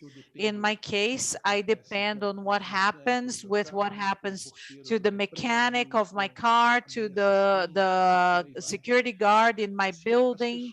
And so the people who are part in my personal value chain or the value chain of the company that I work for, there are productive disparities and access to technology that are huge. So we have to recognize the negative impact on the productivity, even on those that have a higher performance, higher productivity levels. So I'm saying all of this to mention to you how in economies that have a high level of informality, all of this agenda has a huge impact on important dimensions, productivity dimensions, added productivity of people and companies. A second comment that I would like to make is related to the following. Imagine the following. A young girl who is 18 that lives in Helsinki or in Munich or in Paris or in Madrid, well, in a capital or in a major city in Europe, and they are and she is living in a middle class neighborhood, and she's working. Also imagine a young lady who is also 18 years of age, and she also has access to a cell phone connected to a telephone system, but she's living now in a poor neighborhood in a developing country. So theoretically speaking, both young ladies, they have access to the same technology, a cell phone, and it can even be the same model of cell phone. And both of them, they have access to an infinite number of opportunities. They have access to digital platforms, all kinds of services, all kinds of information, statistics. So that is possibilities to connect to other people, to other companies. They have access to all kinds of financial services available at that place where they live, and so on. So theoretically speaking, both of these young ladies, they have at their disposal super sophisticated technologies. And this is very similar to what happens to a small company in Helsinki or in Munich or in Paris or in Madrid. It doesn't matter where it is. And a small company also in a major Latin American country here and in a poor neighborhood. They, theoretically speaking, they have access to the same technologies. And in the end, we should be led to think that the topic has nothing to do to the access to technologies. Everybody has access to a computer, to a technology. They are connected to a network. They have cell phones. This is not the issue, because these technologies, can be considered to be commodities, nothing more than commodities. So the difference is not having access or not to technology, or having or not having access to computers. The major difference is what you can do with those technologies. And this is the huge abyss between the young lady who lives in Helsinki and the young lady who lives in a slum in a big city here in Latin America. This is the huge problem or the core of the problem. Now in Latin America, around 70% of the population, they have access to cell phones. So they have access to many technologies, highly sophisticated technologies, including AI. But the productivity of these people and companies in different places is really, really huge. So the focus is not in the technology, it's in everything else that is around of the use of these technologies, the capacity that they have to make all of that knowledge worthwhile and all of the services that they have access to. And this is where we find a huge difference in productivity in terms of these technologies. This is the second comment that I wanted to make so that we can have a debate. The third point, the third remark is related to what we saw throughout the pandemic. Clearly, it was a process that when I watched the end of Bill Malone's presentation, he wrapped up his presentation with a sentence said by Pascal. So fortune favors those who are prepared. This is related to what I want to share with you. The pandemic clearly accentuated to a Darwinistic process that the most well-prepared companies and adjusted companies to live in that context and to live with the best capacity for the use of digital technologies, not only access to the digital technologies. These companies were the ones, according to evidence, they had the highest probability of being successful and surviving through the pandemic. And on the other hand, the companies that were not well adjusted or that they were not using the technologies as an instrument, a survival instrument, they were the ones that had the highest probability of dying during the pandemic, the companies. So we left the pandemic with an even greater gap between the well-prepared companies and the companies that died or the companies that had a difficult time surviving, but in the end, they are even farther away from the other companies. And still, as part of this third remark, it's important to acknowledge that along the lines of what I was mentioning, that sophisticated technologies, they are more and more commodities when it comes to the use of these technologies. What we see nowadays is an access, even in developing countries, they have access to AI technologies, machine learning, etc. So many companies that are going through nearshoring or companies that are located in other Latin American countries in the Caribbean, when they implemented the new plan, they are already using highly sophisticated technologies, even though the cost of labor in these countries is very low. And why does this happen? Because they have this notion that these technologies have become commodities. So the consequences of this technological commoditization, this is different for countries that use these technologies vis-a-vis to the countries that develop these technologies, and they manage these technologies, they manage these business models that are behind these technologies, such as the huge digital platforms that are of different natures, and also platforms that manage production in a remote way. So we have data here that the countries that are mostly use these technologies, they are also the countries that are facing a conflict between technology and employment or jobs. The countries that develop technologies, that manage the business models behind these technologies, they can also go through this technological conflict, technology versus jobs. And they develop technologies, they manage business models, etc., even at a global model.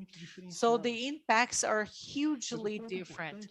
But the most important point here is to recognize the commoditization of highly sophisticated technologies in different economies, in unequal economies.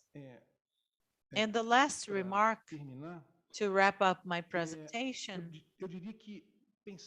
I would say that thinking about telework and many other technologies associated to the debate that we have seen throughout the pandemic, and we are still having these debates now, it is essential to consider issues that are around this debate so that this debate can happen and evolve in countries such as Latin American countries. We have to discuss topics such as productive matrix, not only how we produce, but what we produce. We need to discuss inclusion, equality. We must deal with these issues so that we are never going to leave anybody behind. And this is very true in urban areas, because this is where most of our population is located. We have to think about primary education, vocational education. We have to think about the digitalization of companies and families. Every issue associated to our informal market. In the end, these are the issues and other issues that are going to make these technologies that we are commoditizing, that they're truly going to impact in our productivity, in the lifestyle of people.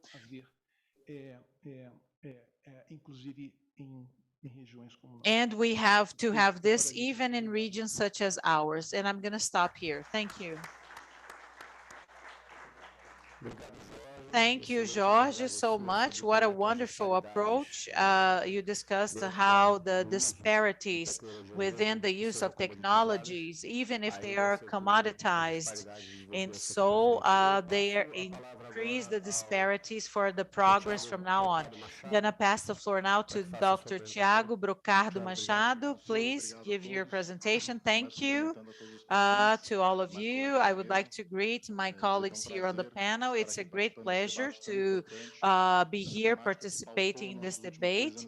Okay, and we started discussing this in the last 2.5 years, and we were going through such a terrible crisis, the pandemic, and the transformations that were born because of it. My name is Tiago Brocardo Machado. I'm the Director for Institutional Relations at Vivo, and I would like to tell you how was Vivo's journey throughout this transformation. We have over 100 million clients in Brazil. We are the greatest company when it comes to cell phone structure. We have fiber optics. We have great infrastructure. After March of 2020, in a few days, we had to start teleworking so that we could continue working with good health and effectively. And this was a huge challenge that we faced.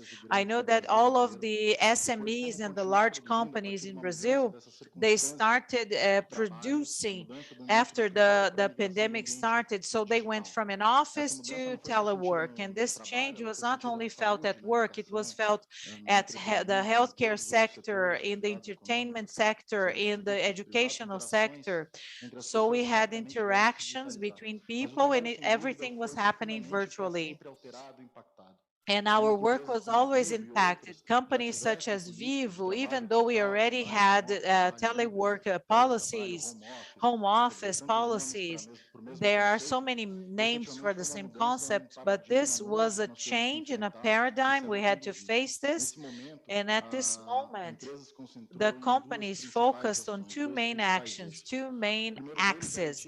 The first one, to ensure that all of our employees had the basic infrastructure, office infrastructure, a space in their homes from which they could continue working. And the second one was a technological ecosystem.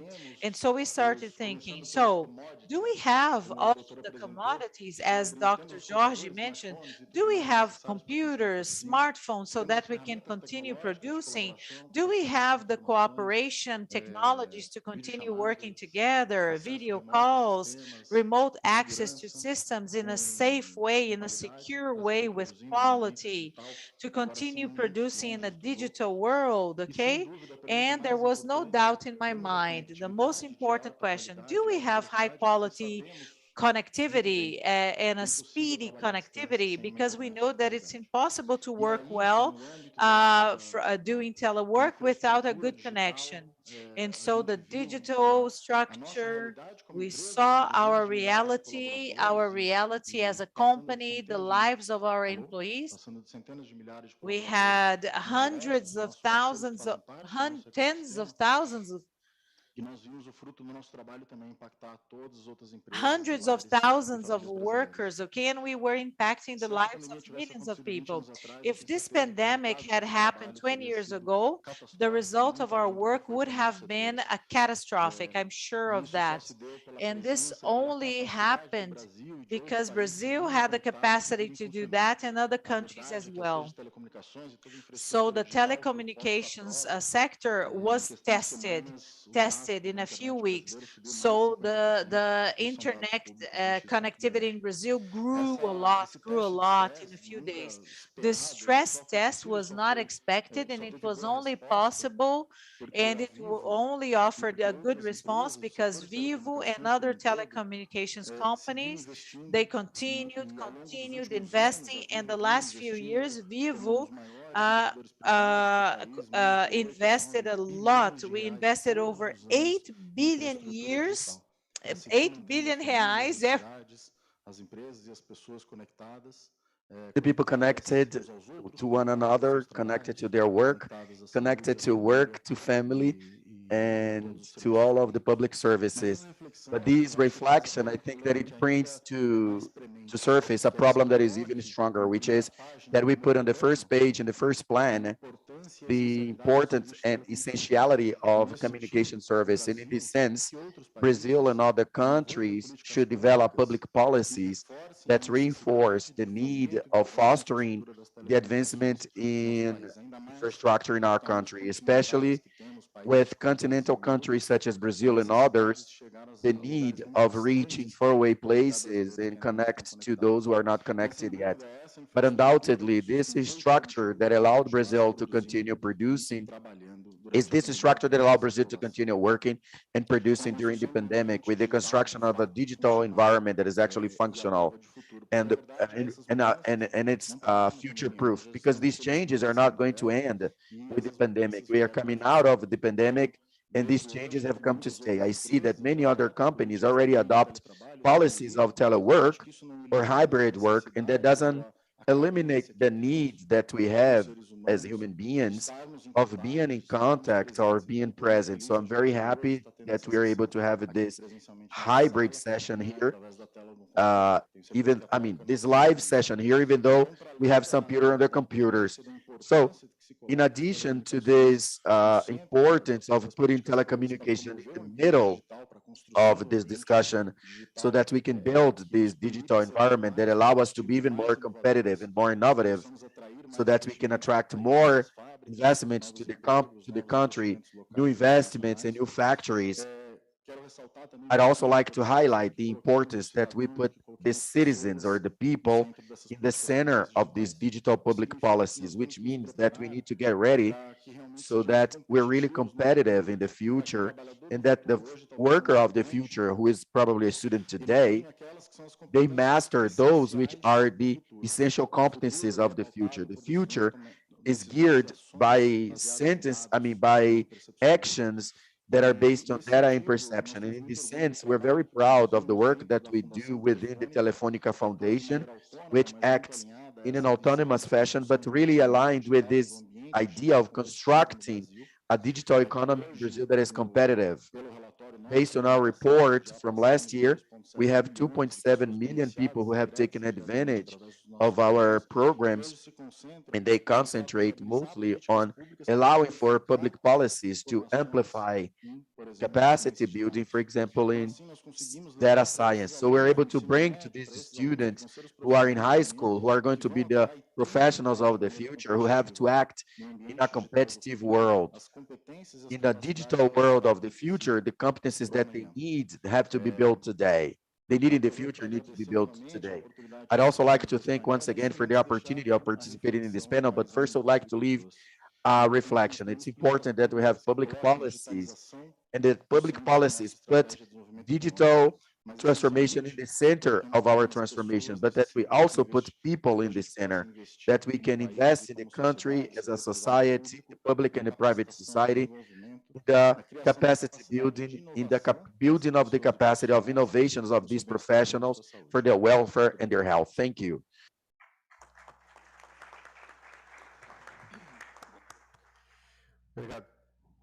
Thank you, Tiago. You've said very well. You've put very well all the challenges that you have had to face with other companies to keep Brazil operating during the pandemic. For the remarks and the leading panelist of today. Thank you very much, Chair, dear members of the panel, ladies and gentlemen. Thank you, and I'm very glad, very happy to have the chance to discuss this session. May I have please the slides I've prepared, some slides just to bring some figures and data and context, and I'll use that to link with what was presented by members of the panel.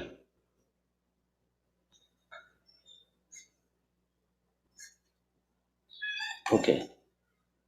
So the just first, how it works. This is working? Yes, thank you. So this first slide is about the link of productivity and teleworking.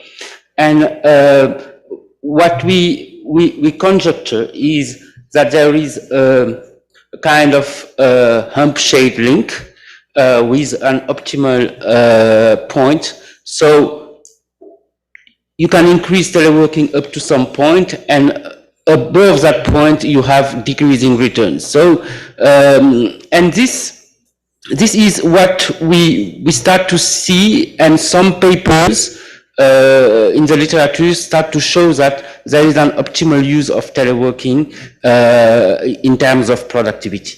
A second conjecture we have is this impact of increasing the level of infrastructure, the digital infrastructure that was mentioned by Mr. Machado, and this has a potential to increase the level of productivity all around this curve. But linked to also our discussion today is a second conjecture: what would be the impact of human capital? And the conjecture I want to make here is also increasing human capital at all levels and all broad ranges will have also this all above the curve positive impact. Then, next slide. It's not moving with my device.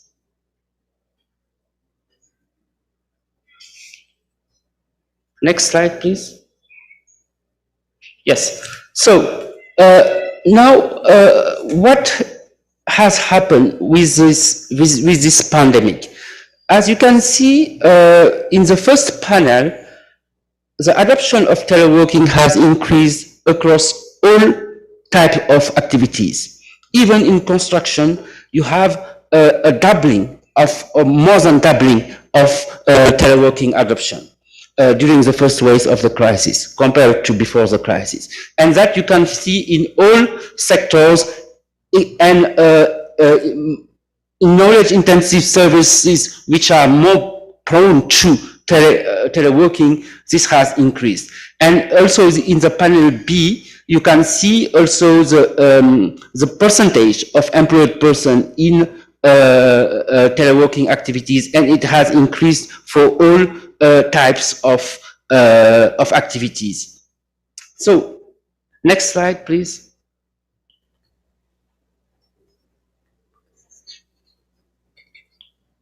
So, in this slide, what we see is the adoption of teleworking across firm size. So, small firms, SMEs, also more than doubled their adoption of teleworking. If you can compare to medium and large sizes.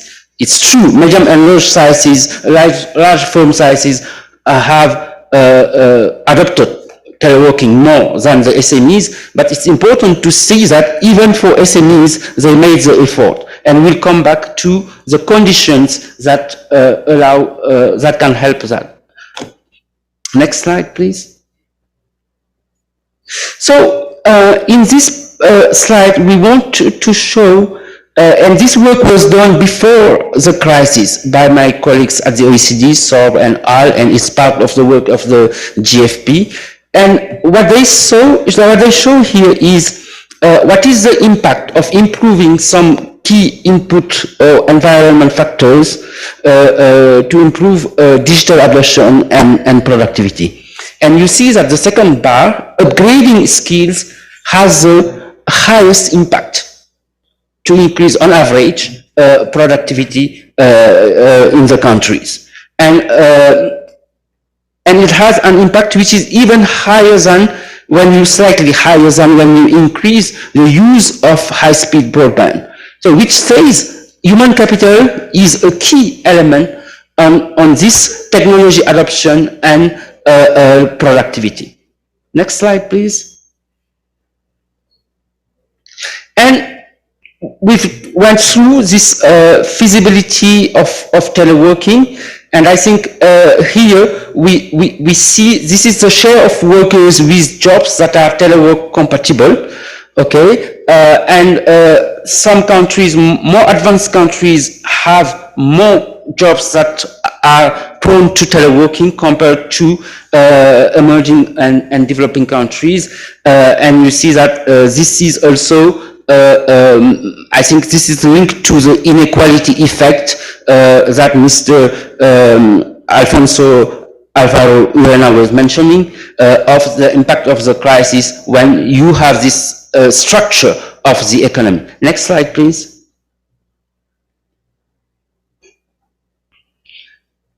Here we show the feasibility of teleworking by educational attainment.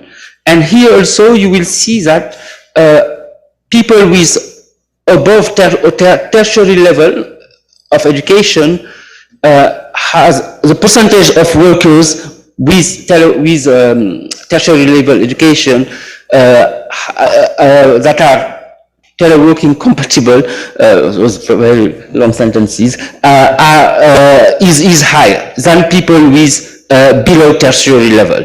And this also will be linked to the level of people in the region that has tertiary grades that were mentioned by Mr. Lucchesi and Mr. Arbache, this access to higher education, and which gives capacity to dominate the adoption of technology and not only be commodity users. And so here it shows also the importance of leveling up the average level of education. Next slide, please. And this is about competencies and the literacy skills, but if I didn't provide the numeracy skills also, but you have the same element, which is those who have more competencies in literacy and in numeracy are more users of teleworking and will benefit more in terms of efficiency of this technology adoption. Next slide, please. So let me try to provide here a few recommendations we had developed at the OECD in terms of boosting, upgrading human capital for the future of jobs, the next generation, or which has already started, of jobs. The first one is 4 out of 10 jobs created in the past 10 years were in digital intensive sectors. So this shows that, and this will be increasing. So it shows that the necessity to increase and upgrade human capital, so the skills of workers and of the youth. And to succeed in this digital world, it's not only formal education which is necessary. It's more broad. It's about cognitive skills, digital skills, social skills, job-specific skills, and also, importantly, the ability to motivate the population to change and keep learning. And this training all over the life cycle will become more and more important, and we need to develop policies that incentivize people to keep on learning. So we have some policies about these adult learning systems, and which is about through career guidance, assessment of individual skill gaps, and transparent information on the quality of training available. And I'll come back to those dimensions. Next slide, please.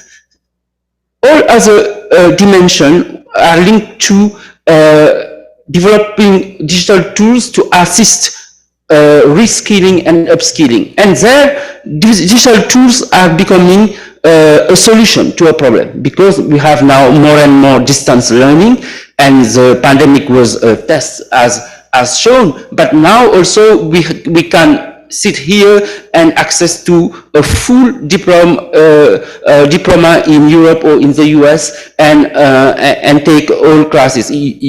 If you see, for instance, if you look at Georgia Tech, you can earn an engineering degree in Georgia Tech from Brazil with distance learning. So we have all those policies we show here. I will not go through the details, but they are work together to prepare this environment for upgrading skills. And it's linked to also how we recognize the skills and the certification of skills. It is linked to targeted incentives and financial incentives, especially to, as it was mentioned, to people with lower backgrounds, to reduce the inequality effects of this new digital environment. Next slide. And it's particularly important in terms of adult learning. This slide, and I think it talked to the inequality dimension that was mentioned by many members of the panel. You have all the different types of inequalities here, by age, by gender, by skill level, by risk of automation, risk exposure to this automation, and by firm size. And in all those dimensions, what you see is people who are more or less in a better position are those who train the most. You know, so we have a very high level of inequality there, which is also needed to, which policymakers need to tackle.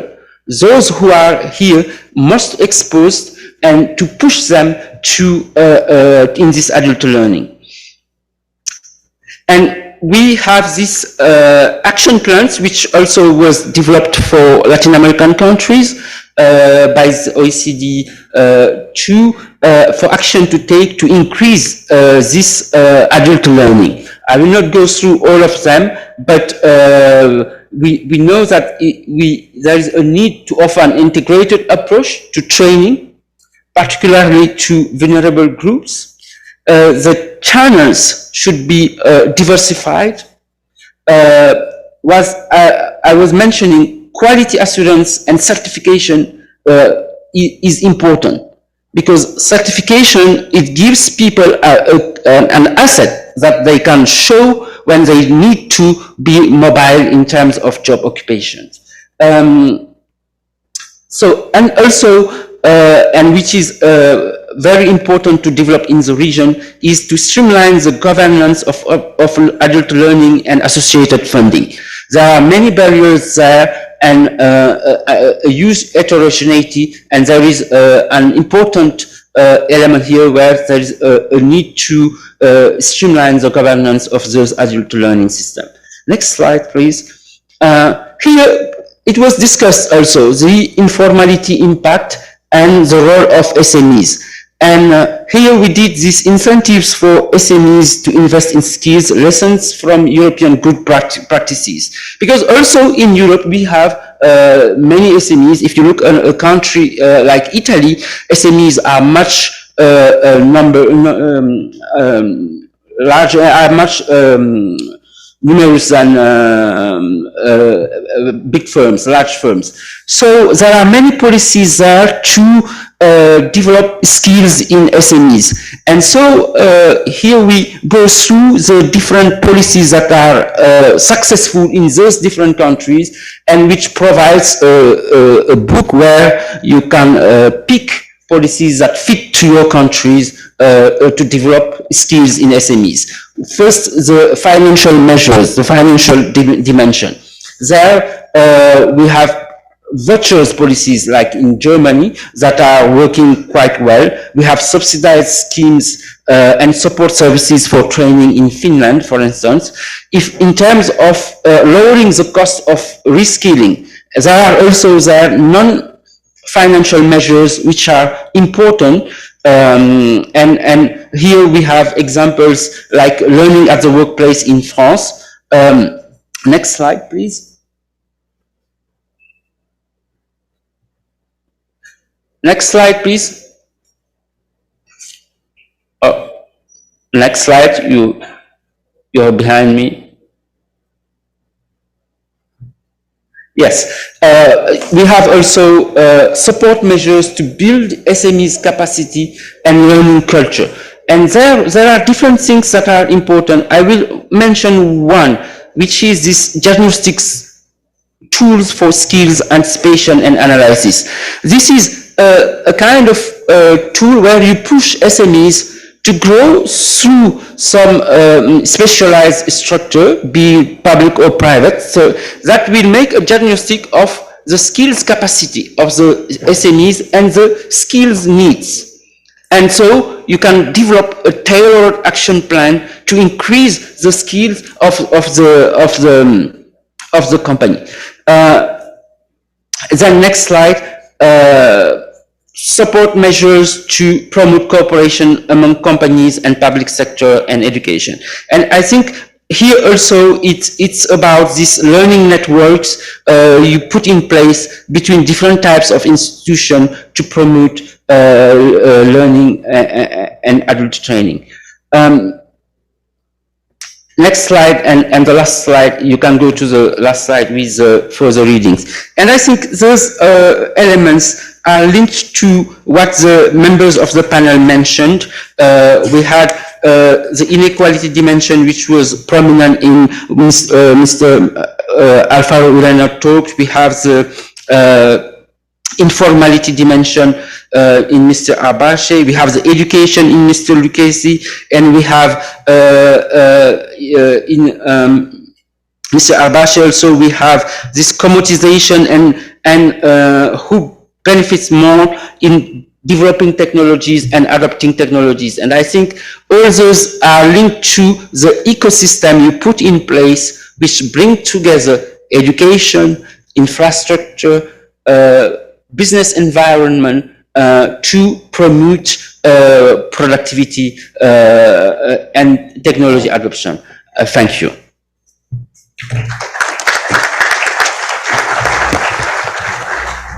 Thank you, Mr. Fall, for your brilliant exposure. I'm afraid we won't have enough time for questions because we are way ahead of our time. Therefore, I shall conclude, and I'll say that in Portuguese, I'm sorry. Eu gostaria de convidá-los a conhecerem um pouco mais em profundidade dois dispositivos legais que nesse momento transitam no Congresso. Studied by the National Congress, Provisional Measure 1108, that deals with the legislation for telework, and also the provisions that are discussing education for this. Many of the issues that we discussed here, they are being dealt with by these pieces of legislation and by the Parliament. Thank you, panelists, for the excellent presentations, and I believe that there are questions to be made, and the panelists are going to be available to you personally. Thank you very much.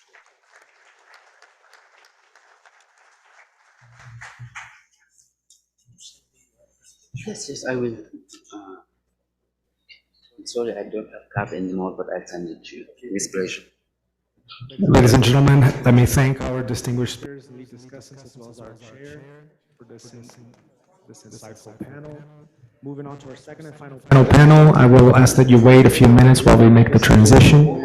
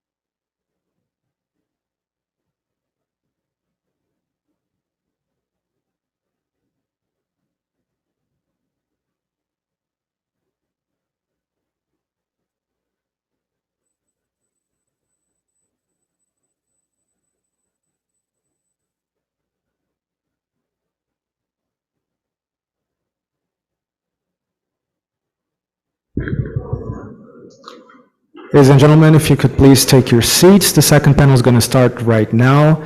And I am delighted to pass the floor on to Mr. Dirk Pielad, Science, Technology and Innovation, who is joining us remotely today. Thank you very much, Marcio. It's a real pleasure to be with all of you, even though I'm very sorry not to be with all of you in Brasilia. So I will try to do my best to moderate this panel remotely.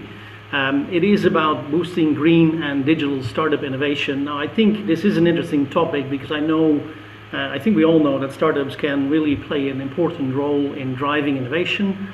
We also know that they are major job creators in many cases. They really can help to create quite a lot of jobs.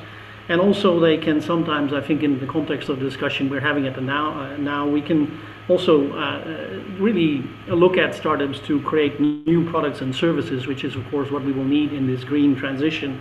And in that sense, I think this is an area where we can think about possibly combining the transition to a low carbon economy with stronger growth performance. So We've done a bit of work recently at the OECD. I'm not going to say much about that. Looking at startups where we found that actually they are quite innovative. They may be even more innovative and may have a higher growth potential than other startups. But however, also they face some extra barriers that we probably need to think about and need to work on. So I'm very much looking forward to the discussion from the speakers in this panel. I do have a bit of background noise. I don't know where it's coming from at the moment. But I suggest that there is room for government to participate and to do certain things in this area to support overall performance and help support this transition to a carbon economy with digital startups. So a couple of questions that we have in this session is what are some of the main challenges that firms face in this area, that startups face, what is the room for policy action, and also what are some of the incentives that government can play. I see from my colleague Luca as well, I have a lot of background on it, and I really just want to have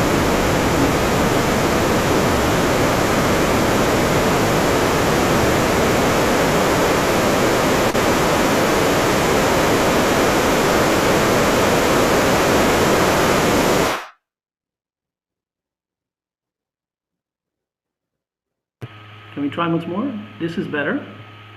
Yeah, I see Massimo puts his thumb up, which is a good sign. Thank you. Great to see that my sound is a little bit better. So I'm not going to repeat. I think some of the questions here are really about what are some of the main policy challenges here, what is the scope for policy action, and also what are some of the combination of policies that governments can put in place, government incentives, support measures, but also improvements in the regulatory environment.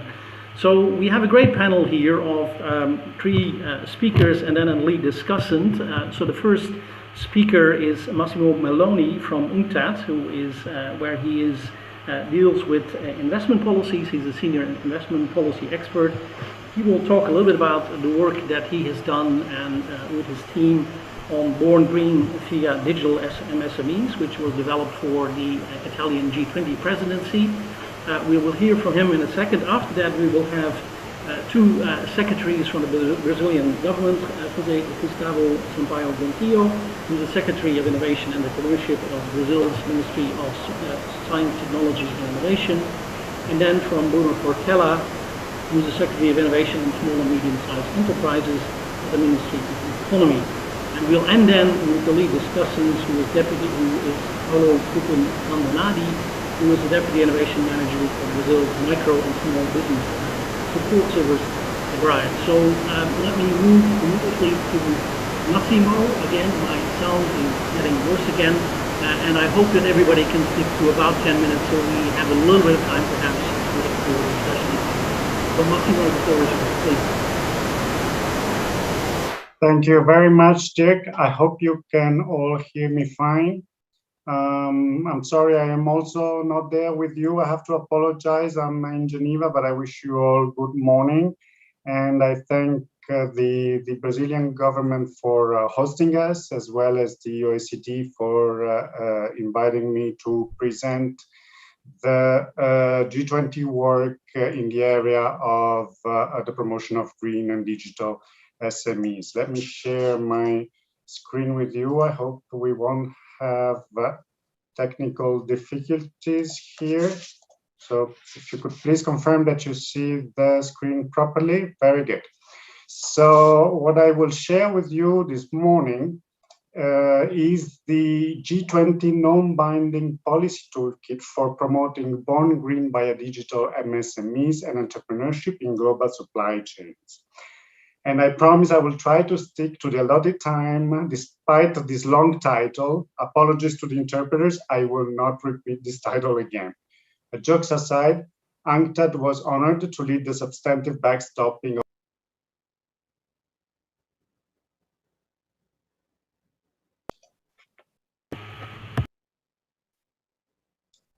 Excuse me, I saw a little message. Can you please confirm that you can hear me again? Because I cannot hear you. Estamos ouvindo. We are hearing you. Very well. Sorry again then.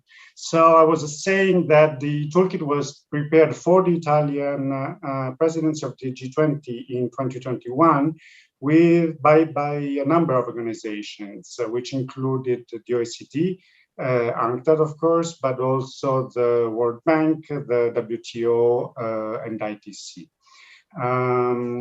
Let me guide you through the content and process of the toolkit. So the context, why the toolkit? As you know, in 2021, when the Italian government took over the presidency of the G20, the world was grappling with the impact of COVID-19 and the dramatic effect of the climate crisis and the need for recovery policies. So the presidency decided to focus the G20 agenda on three broad interconnected pillars of action: people, planet, and prosperity.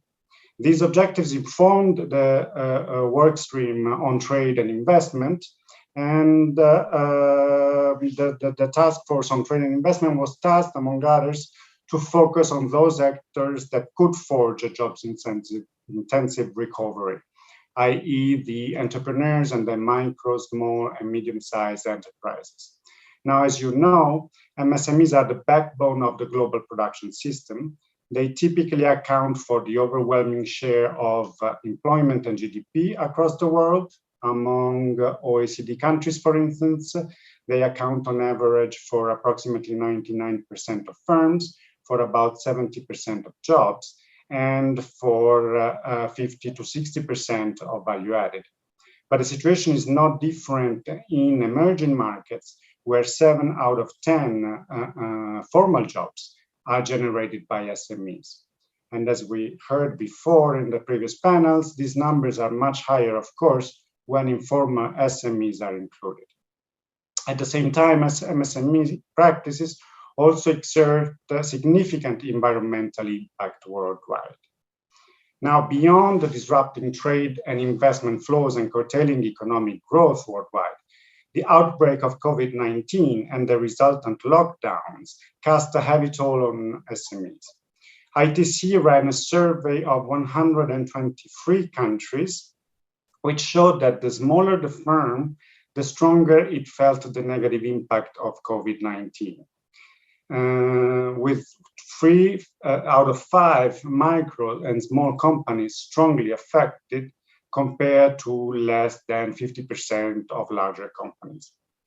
And 1 out of 4 MSME risked to shut down permanently, with the most vulnerable groups, which are the women and the youth-led firms, which were disproportionately affected. So in this context, of course, not only SMEs would have to be the focus of the recovery policies, but recovery policies offered an opportunity to support a new generation of MSMEs and entrepreneurs.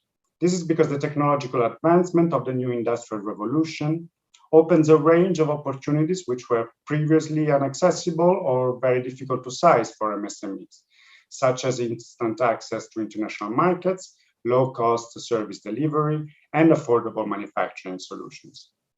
Now, foreign direct investment and participation in global value chains have also enabled MSMEs to access new technology and skills, as has been mentioned earlier on today.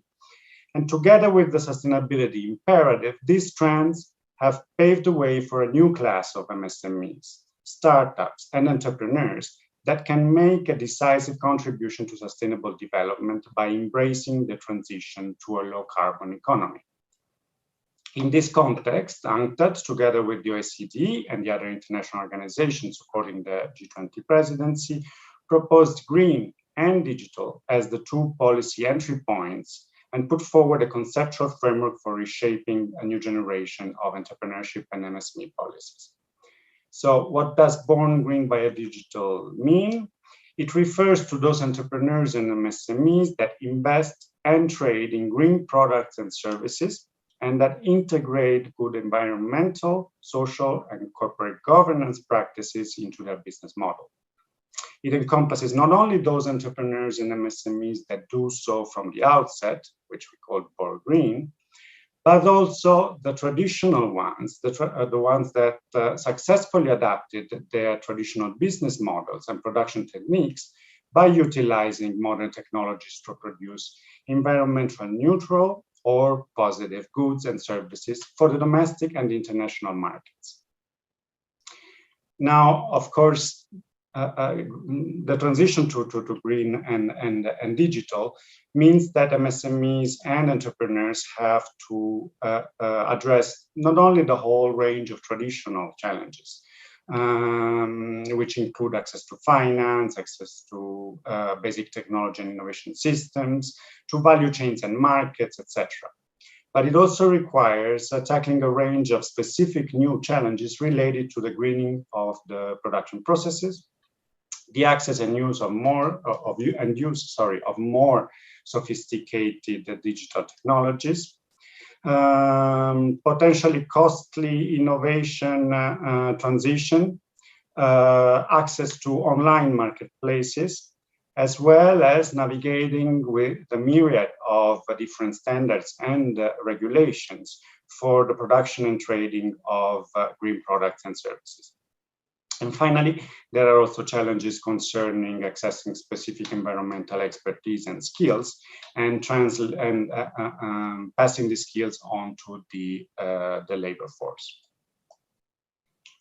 So how did we get to a toolkit that would try to provide solutions to both the traditional challenges as well as the new ones? Well, the key elements of the framework put forward drew from UNCTAD's work in the area of entrepreneurship development and its entrepreneurship policy framework, which was established in 2012 and has since been implemented in a number of developing countries. The framework was presented by UNCTAD on behalf of the international organizations at the first meeting of the Trade and Investment Working Group in March 2021.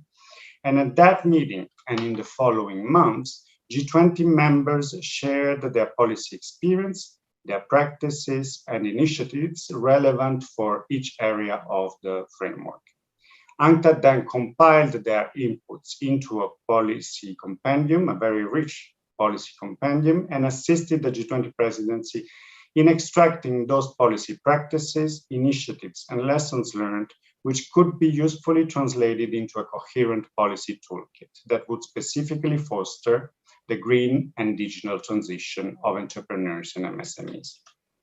The toolkit was adopted as an initiative of the Italian presidency of the G20 at the Trade and Investment Ministerial meeting in Sorrento in October 2021.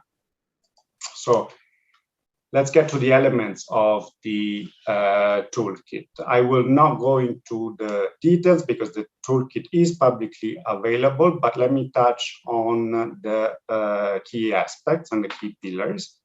So on pillar one, optimizing the regulatory environment, this includes measures to promote an open, non-discriminatory, inclusive, transparent, and predictable legal and regulatory environment, and ensure that any legal and regulatory requirements for the transition to a green and digital economy do not constitute unnecessary barriers to trade and investment by MSMEs.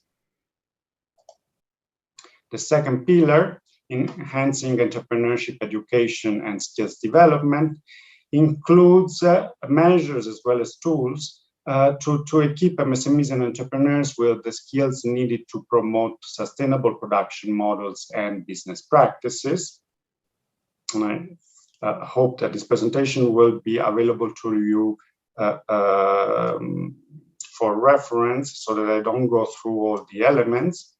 The third pillar consists in facilitating technology exchanges and innovation. As we heard in the previous panels, the issue is not only the access to technology, but the use of technology. So among others, the toolkit recommends actions to support R&D, the emergence of innovative green technologies by MSMEs, and to promote digitalization empowerment. The fourth pillar focused on improving access to finance, including for the development, adaptation, and adoption of greener, more circular solutions, the implementation of sustainable business practices and sustainability standards, and the development of innovative ways and means for financing the transition to more sustainable business models. And finally, the last pillar focused on the promotion of partnerships and linkages. Again, as we heard this morning, actions to promote the development of business linkages between MSMEs and larger companies, including MNEs, can help the smaller firms to access not only national, but also regional and global markets for green and digital products and services. So this pillar focuses on actions to support that objective. In conclusion, the toolkit represents an exceptional resource which blends the concrete policy experience of the major world economies with the expertise of the international organizations active in enterprise development. In essence, it is the outcome of collective efforts in the context of the G20, and it can inform not only further discussions and exchanges of best practices and experiences within the G20 context, but it can also provide a reference for non-G20 countries looking to support both existing and new entrepreneurs and MSMEs in the green and digital transformation. It can help guide countries as they consider the package of policy measures to promote sustainable MSMEs and entrepreneurs in their participation in international trade, investment, and global value chains. And finally, the toolkit can inform effective policy support and technical assistance by international as well as regional organizations and development partners in their support to MSMEs and entrepreneurship development. With this, I think I will conclude and remain available for the discussion and any questions you may have on the toolkit. So thank you very much, Dirk. Back to you. Thank you, Massimo. And I think I have an incentive to be short in my moderation because my sound seems to get worse over time.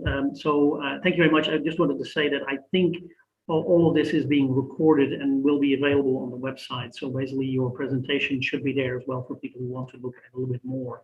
Let me move immediately to our second speaker, Mr. Contiero, who is the Secretary of Innovation and Entrepreneurship of Brazil's Ministry of Science, Technology and Innovation. So Secretary Contiero, the floor is yours, please.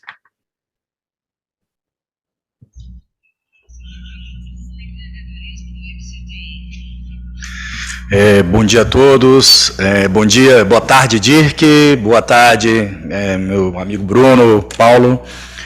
Nós podemos ver que no mundo, hoje, esse mercado de clean techs, digamos assim, gira da ordem de 2,5 trilhões de dólares. Né, e se espera que até 2030 ele chegue em 3,6 trilhões. Né. No Brasil, a Associação Brasileira de Startups, ela mapeou as clean techs no Brasil no ano passado e identificou que existem 177 empresas ativas e a média de vida delas é de 3 anos. Né? 22% tem menos de 1 ano de existência dessas 177 e 17% estão há mais de 5 anos no mercado. O que isso quer dizer? It means that we still have very few companies still. How can we still foster these companies to act? We have some areas of clean tech that can be fomented, such as art, agriculture, water, and consultancy. Why consultancy? Because the companies need to understand how their business, which is not green, can be sustainable, can do their sustainable transformation from the real problems they have. And how can that happen? Well, we here at the federal government, with partnership with our colleague Bruno from the Ministry of the Economy, we have built the legal framework of startups with the National Congress. It's a sectorial work in which we listen to a lot of people. We heard it lasted 4 years. We proposed a change in this ecosystem in which doing business in Brazil for SMEs could be easier. We know that for an SME, it will never be easy to do business, but we can make it easier. In which you have more security for the legal security for the investors, we get more transparency to these investors, and you lower the risks. For example, when a startup goes bankrupt, an investor invests in a startup. In the past, when this startup or this SME would go bankrupt, the investor would lose all of their money in that situation. And this facilitated big deal that non-governmental agencies could foster these issues. He also talked about competitiveness, public procurement, and also created the figure of this regulatory sandbox in which you can create situations in which a clean tech could be one of these cases in which you can create and reduce regulatory barriers so that those companies can, in fact, test their technologies and their solutions. Within the Ministry of Technology and Innovation, we have, in addition to this policy geared towards regulatory issues, we have some initiatives. One is called Centelha, which has the focus of gathering ideas that come from the academia so that they can be transformed into a business. And from there on, in the latest edition, we got more than 15,000 ideas. And out of these 15,000 ideas, 500 entrepreneurs reached the final phase and received $5,000 as a reward. We also created the Connect a Startup Brazil in partnership with the Ministry of the Economy to encourage this entrepreneurship based on open platform and also in the train capacity building. As our previous speaker said, we need to train these entrepreneurs. You cannot do business only from an idea. You need to put your business together, your business plan together. And in this line, we also identify the need of fostering female entrepreneurship. We have another initiative geared towards that end. As you can see, we have a lot of initiatives in the federal government, and I would like to mention some successful cases we've had. Most specifically, one that really called my attention, and it also became great news all over the country, in which a company of sustainability project that calculates carbon credit, for example, was bought by Santander for some million reais. Santander, not from Brazil, but from Spain. They came to Brazil and got 80% of this startup that is called Way Carbon to be this startup, their operational arm in sustainability in the world. So you can see that there is a preparation, there is technology available within the sector, but technology itself will be a solution trying to find a problem. So we need to we need to find the problem that you want to address. You need to also, the startups and clean techs that are for administration and support, the platforms of control of information, because without that, I can't do anything. And from there on, you're going to identify the clean techs that have the technology to address your problem. So we have all of these initiatives of the federal government. And because of that, the Ministry of the Economy has a lot of initiatives. I'm sure Bruno is going to talk about it. We've identified the need of finding a one-stop shop, a place where we are able to coordinate all of the initiatives that exist in Brazil around promotion of PMEs. So we have SEBRAE, we have the Ministry of the Economy, we have other entities in Brazil that we have created a committee, and this one-stop shop is a platform web in which everybody can access and see the initiatives that are happening. And regularly, these entities come together to coordinate these initiatives. Brazil has tried to promote sustainability. We know how challenging it is when we talk about technology, like, oh, I'm going to create a technology that will make products last long. I'm going to create a platform that is going to make the best route for your truck so you can spend less fuel. It seems to be very good, but when we think about a bakery or when you think a business that is not so clean, but it's more traditional, how can you maybe change and foster this business so that it can have this more sustainable footprint? Maybe this is the biggest challenge, how you can get services heavy industry, agribusiness, how you can teach and support these people to identify their problems and bring these technologies so that you can transform. Thank you.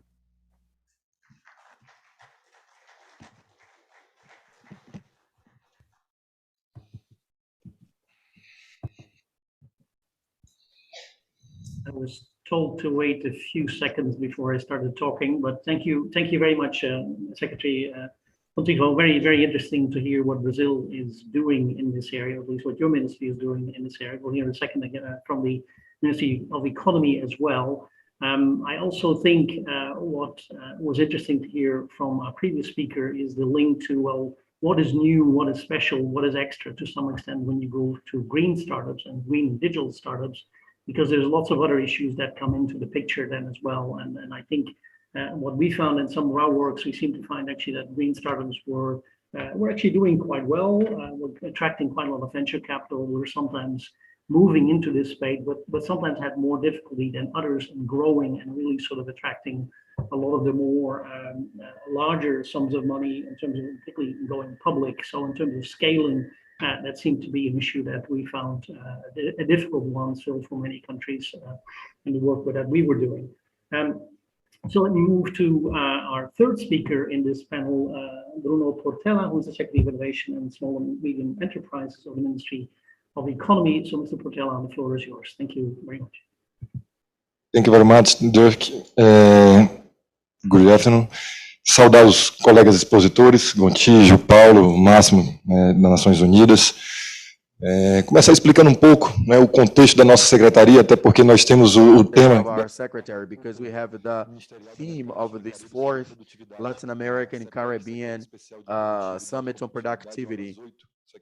I'm part of one of the 8 secretariats of the Ministry of the Economy, and we are anchored on 3 big axes: the improvement of business environment, private investment, and future, digital future. We are reducing the Brazilian costs. We have a study divided into 12 elements, guided by the OECD. One of the greatest costs here is human capital infrastructure. We talk a lot about the green arena and legal framework as a policy. So within this perspective, we have invested a lot, we have grown a lot in private investment. We have 900 billion reais that are already contracted with the private initiative, especially because of all the auctions, but especially our agenda, the digital future, and putting the green with adherence to the panel here. We understand that it's imperious to seek other economical models that observe and assimilate these dimensions of sustainability. So we have this responsibility, but we also have opportunities, not only the private, but also the public sector in Brazil, in trying to find a friendly environment for the companies that adopt and promote responsible solutions in the private sector, and making this cohort of companies that are being born now, or technological companies. We have this possibility of innovating business model, whether they are technological from the market or regulatory. And from the public sector standpoint, we want to have a healthier environment. We have a lot of environment. We have a lot of. We want to foster practices, sustainable practices. In our agenda, and now talking especially about my secretary, which is that of innovation, we are today with 2 big agendas in Brazil: access to credit, especially for PMEs, SMEs.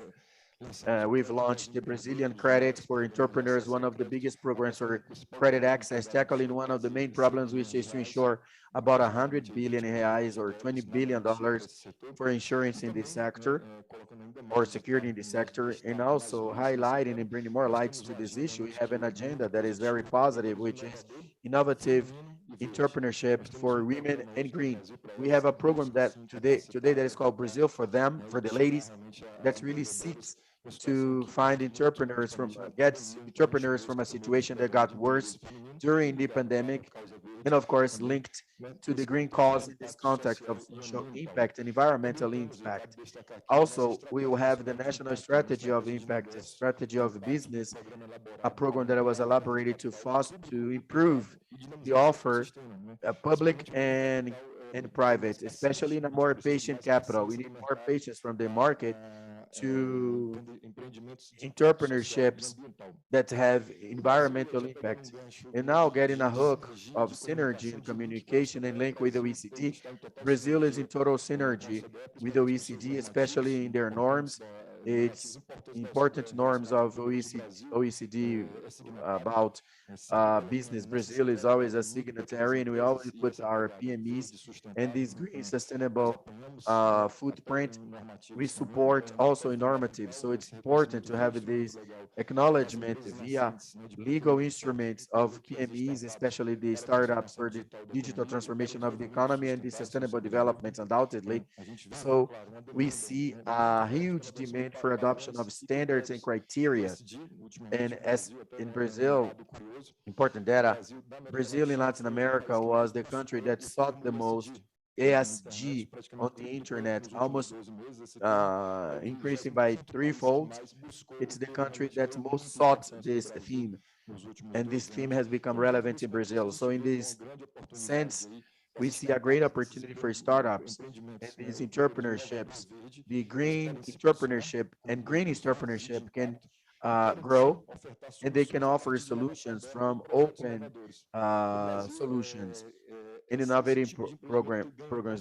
In Brazil, these programs, they gain momentum because they represent almost 90% of Brazilian companies. Today we have about 15,000 companies that are technological companies, startups, and undoubtedly this sector has a lot to contribute with this green agenda.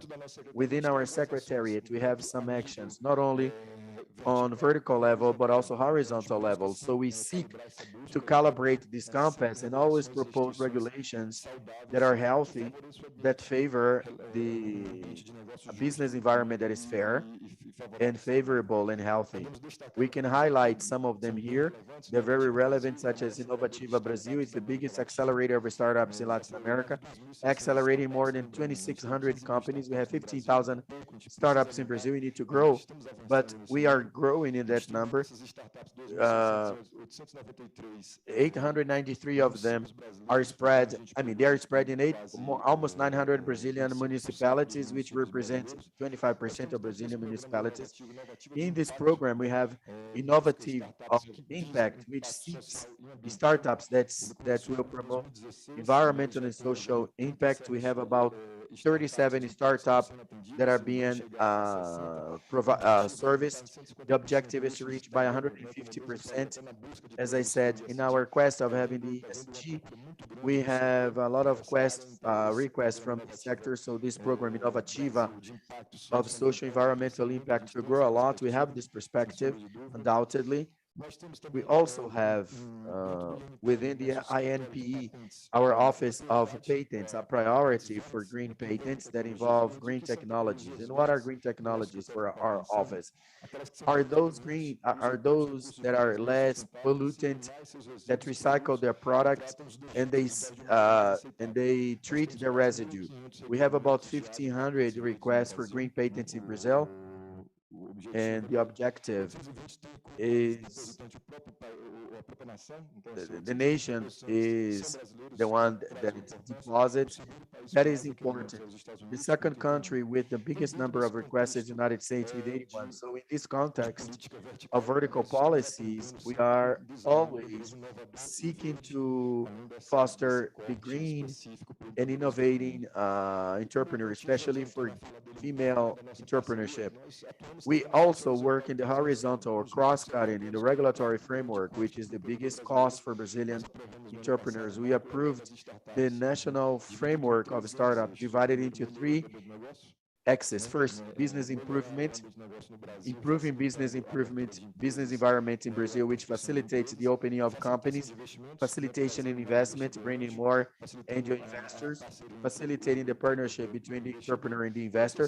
And the third X is modernization of the state with the private sector. And this is very important. I'm going to focus towards the end on this subject. So we've instituted two innovating instruments in Brazil. The first one is regulatory sandbox, which is present in more than 150 countries in the world, bringing the possibility of avoiding the incidence of double regulating and creating a better friendly environment between the regulator and the regulated, which leads to sustainability and innovation. So today in Brazil, it's possible to make use of this instrument.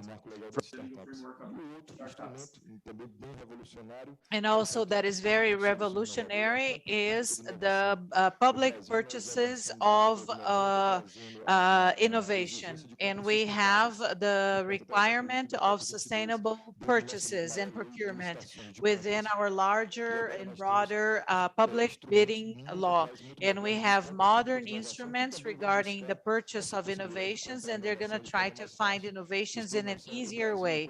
Just to give you an idea, if we can use our purchase power for innovation and the green economy, in the last 2 decades, we had between 600 and 800 billion reais so that we could buy everything, even traditional purchases, between 10 to 15% of our GDP. This is our purchasing power.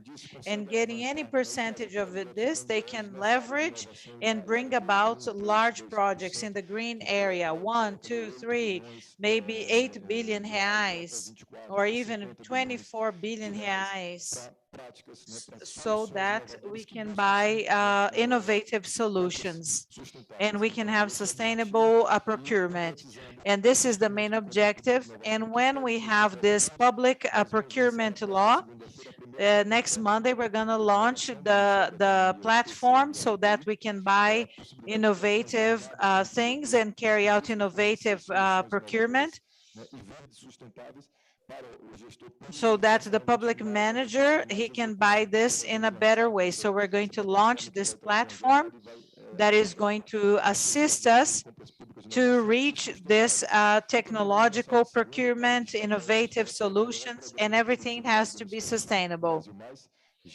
In Brazil Mais, we help over 90,000 companies, and we're trying to find more productivity via this innovation, and we want to train more companies. So on Monday, we're going to launch another program. Thank you so much for this opportunity to be a part of this highly qualified panel. Thank you so much.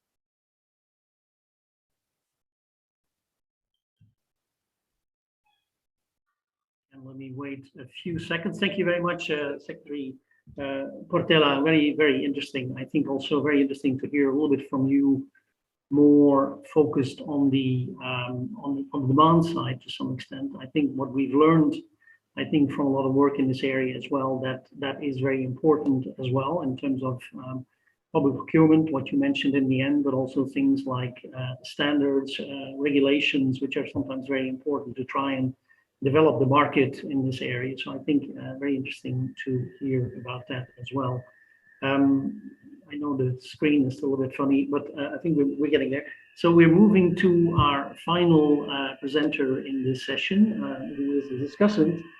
So I'm very pleased to also welcome Mr. Paulo Cupim Sandonadi, who is the Deputy Innovation Manager at Brazilian Micro and Small Business Support Service, SEMBRAE. So Mr. Sandonadi, if you can also stick to about 10 minutes, it would be great. Thank you. Muito obrigado, senhor Dirk. Thank you very much, Mr. Dirk Pilat. I'm going to try to follow the rules of the panel. What a wonderful topic. What a wonderful panel. We should stay here all afternoon, but unfortunately, we don't have enough time for that. But it's an urgent topic to be debated. I'm representing SEBRAE. We are responsible for supporting the micro and small companies here in Brazil, and the SMEs represent 98% of our companies, and it's very hard work that we have to do. And when we talk about green and sustainability, we have the traditional companies, we have the startups, and so we have to offer sustainability for these startups and SMEs as well. I'm going to highlight an action, a specific action that we do for startups and how we have been working with them. And so the people who created this panel, they did a wonderful job because we can see what has been thought, what has been done, and how this impacts the startups, the companies, and this is what truly matters. Talking about the traditional SMEs first, we have some examples. We have Sebrae Tech, and it was created 20, 30 years ago when the current Minister of Science and Technology, he worked at Sebrae. And he's a great disseminator of sustainable practices. And he connected between traditional companies and startups. So imagine that I have a bakery, a drugstore, a garage, and people who need to have more sustainable practices. And of course, when the owner of the small company, he's thinking about something sustainable, he's thinking about having better invoices in his or her pocket. And we have technologies for that via our startups and other service suppliers. So we connect these small businesses. So Sebrae Tech offers these kinds of services. We arrived at 115,000 services rendered only last year. So there is a connection between those who have the technology and those who need the technology. So now let's discuss our youngest baby that talks about sustainability, and it's bringing many, many positive impacts. And we work jointly with the Ministry of Sciences, Technology and Innovation. We have Innova Amazonia, Innova Amazon. And so it's a startup booster. So we are boosting the growth of digital companies. And so we created a regional environment so that you can support and encourage the companies to be there at that place and to develop their startups. So we had a public notice for every company in Brazil, startups that have businesses connected to sustainability, energy, in terms of energy and many other sectors, and they want to accelerate their businesses, and they use assets from the bioeconomy that we have in the Amazon, and we're going to accelerate their businesses inside the Amazon region. We selected 500 companies so that they could undergo a pre-acceleration, and now in July we're going to have an important milestone. We chose 220 companies to be accelerated in loco or that location. We have companies from all of the Brazilian regions inside the Amazon. And we talk about the legal framework. We can give scholarships to these entrepreneurs. So I invite these entrepreneurs to be a part of the acceleration process. I facilitate the opening of businesses inside the Amazon region, and I can pay them a scholarship so that they can have this facility of being there in loco, creating their businesses. And this started only in June, and we are seeing wonderful results. What kind of business do we have there? We have Arrow River, because the logistics in the Amazon is not very easy. So boats can take lots of people and cargo, but they are very slow. And for airplanes, it's complicated. So Aero Infra created a hydroplane, something similar to a hydroplane. The design is a little different. They can land on the river and also take off from the river, and they can carry 1 ton of cargo and passengers. So it is an amazing company. We have Farnaso. Farnaso. They are able to extract hypocaine to reduce the impacts of people who are addicted to drugs inside the Amazon region using inputs and bioactive ingredients from the Amazon. We also have design for the fashion industry. We have cosmetics. So we can see a huge diversity of the green startups located in the Amazon, and they are connecting the inputs that already exist there, and they work inside the Amazon region using Amazon inputs, and we can see transformation. So we are creating this puzzle. And this is the secret behind the Innova Amazon. We have a technological park implemented there. We have accelerators there, and we have many, many modern things. And this can be used broadly by the startups, as Mr. Gontijo mentioned. And this has made their lives a little easier or a little less difficult. It's difficult to invest in Brazil, but we are trying to reduce these difficulties for these green startups. And for that, so that the traditional companies can become green companies. Thank you very much.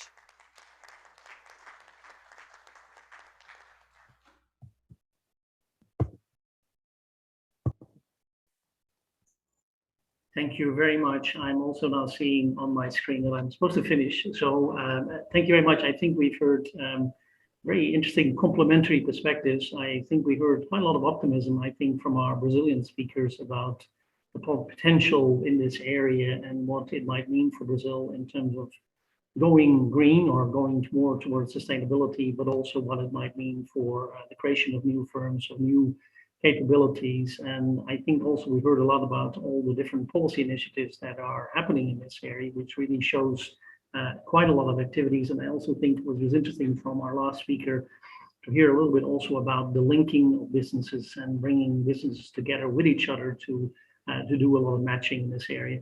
And I think, Massimo, thank you again very much for, I think, a very interesting toolkit, because I think this is also an area where sometimes we need a bit of framing. We need to try and bring things a little bit together in terms of what are some of the policy issues in this area. Unfortunately, we knew this was the last session of the day for today. So unfortunately, we're out of time a little bit, but I wanted to thank all our four speakers for a very interesting presentation, very insightful thinking. And I do think this is an area where there is scope for a lot more collaboration, learning. I think a lot of countries are trying to do exactly the same at the moment. There is a feeling this is an area of growth, an area of potential, an area where a lot of things are possible, and we probably still need to learn more about, well, what's the best way of doing that? What are some of the policies that are in place? So I know at the OECD, more work in this area is definitely going to come.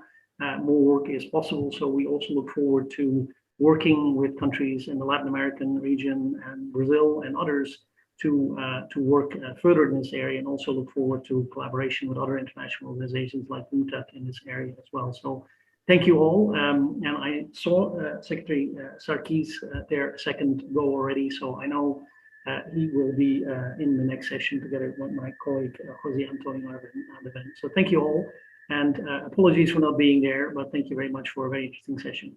Goodbye.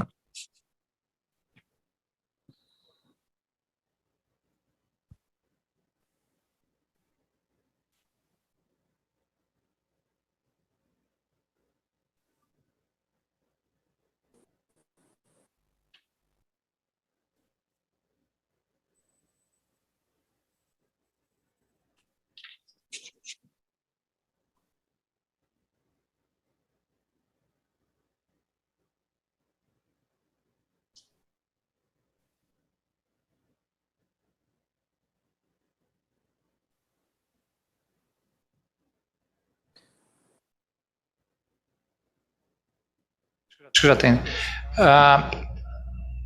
Nós vamos fazer muito breve. So we're going to have very briefly now our concluding remarks of this forum, Productivity Forum, and the entire week. So thank you so much for your presence here, for your participation. We would like to conclude this Productivity Forum. This is our fourth night, and we have discussed many topics throughout these days. We had outstanding discussions. And first of all, we're going to hear some words from Ambassador Sarkis, Secretary for Foreign Trade and Economic Affairs of the Brazilian Ministry of Foreign Affairs. And later on, we're going to hear to Mr. José Antônio Ardavan, Head of the LAC Division at the OECD. Before passing the floor to Ambassador Sarkis, I would like to deeply thank all of the people who made this Brazil OECD week possible. FUNAG, the Alexandre de Guzmão Foundation, connected to Itamaraty, they helped us a lot with the organization of this event, the protocol department, and all of the departments here of the Ministry of Foreign Affairs. Thank you to the Ministry of the Economy, mainly their competition and productivity secretariat. Thank you to the speakers and also the many departments of the OECD who came to Brazil this week. Global relations, legal affairs, finance, education, health, that made this debate possible, and also all of the knowledge that was shared by the OECD with Brazil. And Brazil now is going through its accession process. So this dialogue between Brazil and the OECD and the policymakers in Brazil, and this dialogue is going to be essential. And after this week, we're going to start this journey. So without further ado, I would like to pass the floor to Ambassador Sarkis, and I believe that he's already waiting for us online. Ambassador Sarkis, thank you so much. It's wonderful to have you here. So I would like to pass the floor to you for your concluding remark.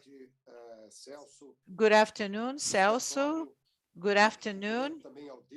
I would also like to greet Mr. Dirk, who was the moderator of the last thematic session of this important event of the Brazil OECD week. So we are approaching the end of an important event, the LAC Summit, the Fourth Ministerial Summit on Productivity of the Latin American and Caribbean program of the OECD. And also we are approaching the end of what we call, joint with the OECD Brazil week. We hosted a series of events, including this summit on productivity. And I would say it has been a fantastic, very productive week. As Celso, I really would like to thank all the participants, starting from our friends and colleagues who are also dealing with the OECD issues, the Council of Ministries involved in the accession process, from the Civil House and other bodies at the Presidency, the Ministry of Economy, participants, speakers from the Ministry of Labor, Science and Technology, Environment, the National Bank of Development from Brazil, other ministries, also extremely relevant to the debate, bringing information and analytics, colleagues from the WTO, UNCTAD, ILO, ECLAC, the World Bank, the Inter-American Development Bank, the Latin American Bank for Development, CAF, OAS, and so on and so forth. We all learned a lot about productivity challenges worldwide, within the OECD, and particularly in our region, in Brazil and Latin America, where there are important challenges. As we have all discussed, Latin America is lagging behind when compared to OECD countries, when also compared to Asia more broadly. We identified important issues we need to address, and they would definitely contemplate areas such as the infrastructure, labor markets, human capital, education, innovation, and so on and so forth. Financial deepening, credits directed to those who are in need, those who have to adjust to trade liberalization, to economic reforms, and so on and so forth. This is the end.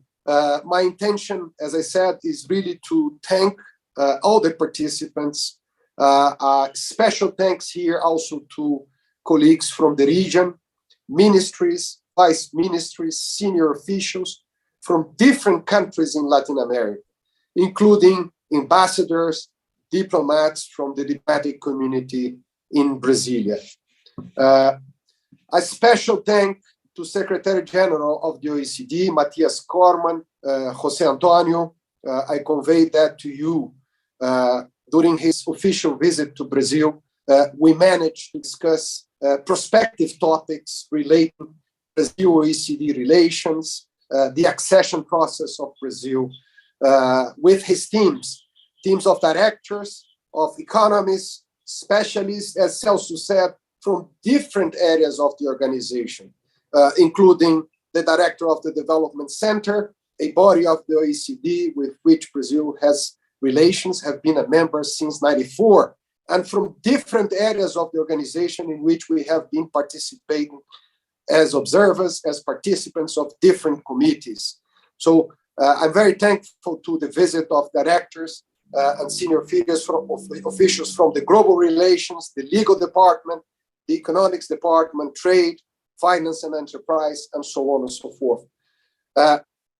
This week, Brazil OECD Week, and particularly this LAC Summit, definitely contribute to the deepening of the relations between the OECD and our region.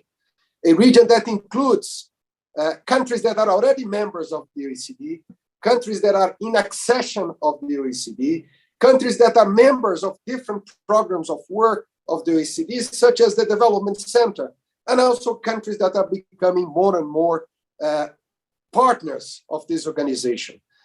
We do believe the LAC program serves that purpose of bridging Latin America and the OECD, helping the OECD to understand the challenges in the region and also helping the region to conduct further economic reform, structural development, integration to the world economy. So I learned a lot. I do hope my colleagues here in Brazil, colleagues from the OECD, from elsewhere, different international organizations, had the benefit of this rich exchange over these last 2 days of the summer and over the entire week of our Brazil OECD week. Thank you very much to all of you. Thank you, Ambassador Sarkis. And I would like also now to pass the word to our colleagues from the OECD, José Ardava. Thank you very much, Ambassador Celso, and thank you to Ambassador Sarkis for these words. We have had really 2 days of very rich substantive discussions, which are certainly difficult to summarize, and that's not the purpose. But let me highlight two kind of takeaways that I have in terms of the process, and two in terms of the substance that might be useful as we prepare our document for conclusions. The first point has to do with timeliness of this event. Let me start by thanking Brazil for making possible this event in hybrid format, which allowed a very wide participation of Latin American and the Caribbean countries, international organizations, as it was mentioned before, the private sector and civil society. Timeliness because, as many speakers highlighted, the LAC region is currently living a very complex storm. The region is coming out from the worst sanitary, economic, and social crisis in decades, and was starting to recover. And on top of this, the war in Ukraine has added uncertainty to the recovery and had differentiated impacts in the region. These shocks also re-emerged and exacerbated LAC structural challenges. The low productivity that Maloney was saying this morning that has been stagnated for decades, the lack of human capital to which probably we didn't put enough attention. He was mentioning also how the attention was more on the business environment and not necessarily on this critical pillar of productivity. And then we have high levels of informality, and the pandemic also showed the cost of having this high level of informality. The second point is about pertinence. I guess Brazil had for a long time insisted or suggested to the OECD the importance of working on this particular issue of effective integration in the global economy, which is a process that Brazil is trying to do right now, integration in global value chains, and many other Latin Americas and economies have this objective, but taking into consideration adaptation policies that are necessary for this integration to be successful and making sure that nobody is left behind.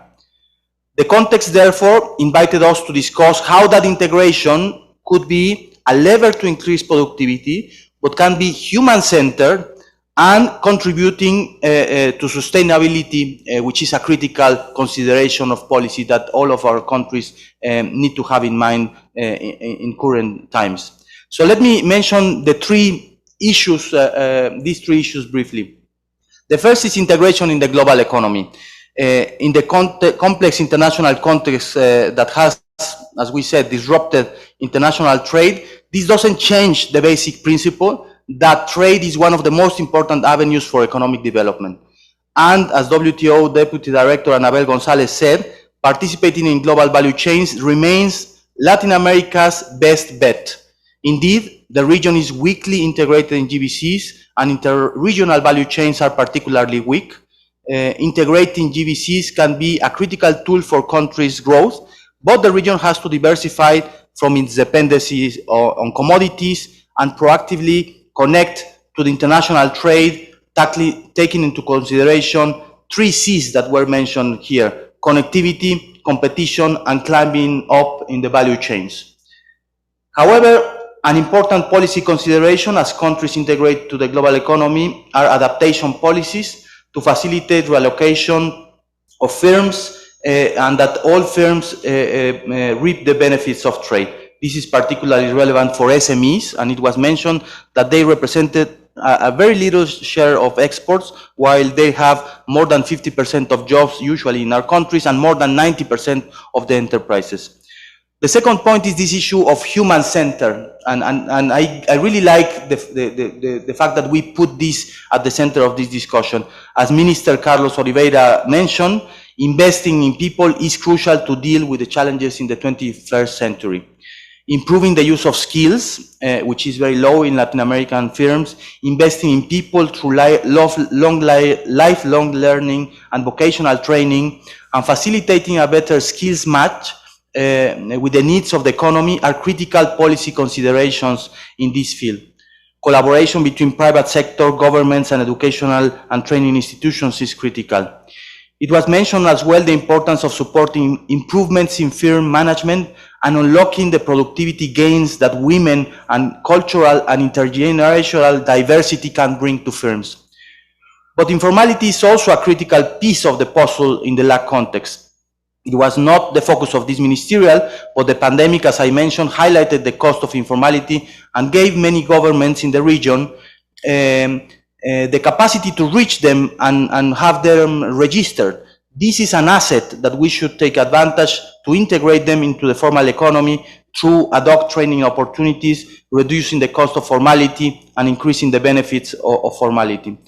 This is very important for youth in particular. And this Tuesday, we had a side event of this ministerial entitled The Youth Side of Productivity, that reminded us of the need to take advantage of the still huge demographic bonus that our region has and very few other regions have.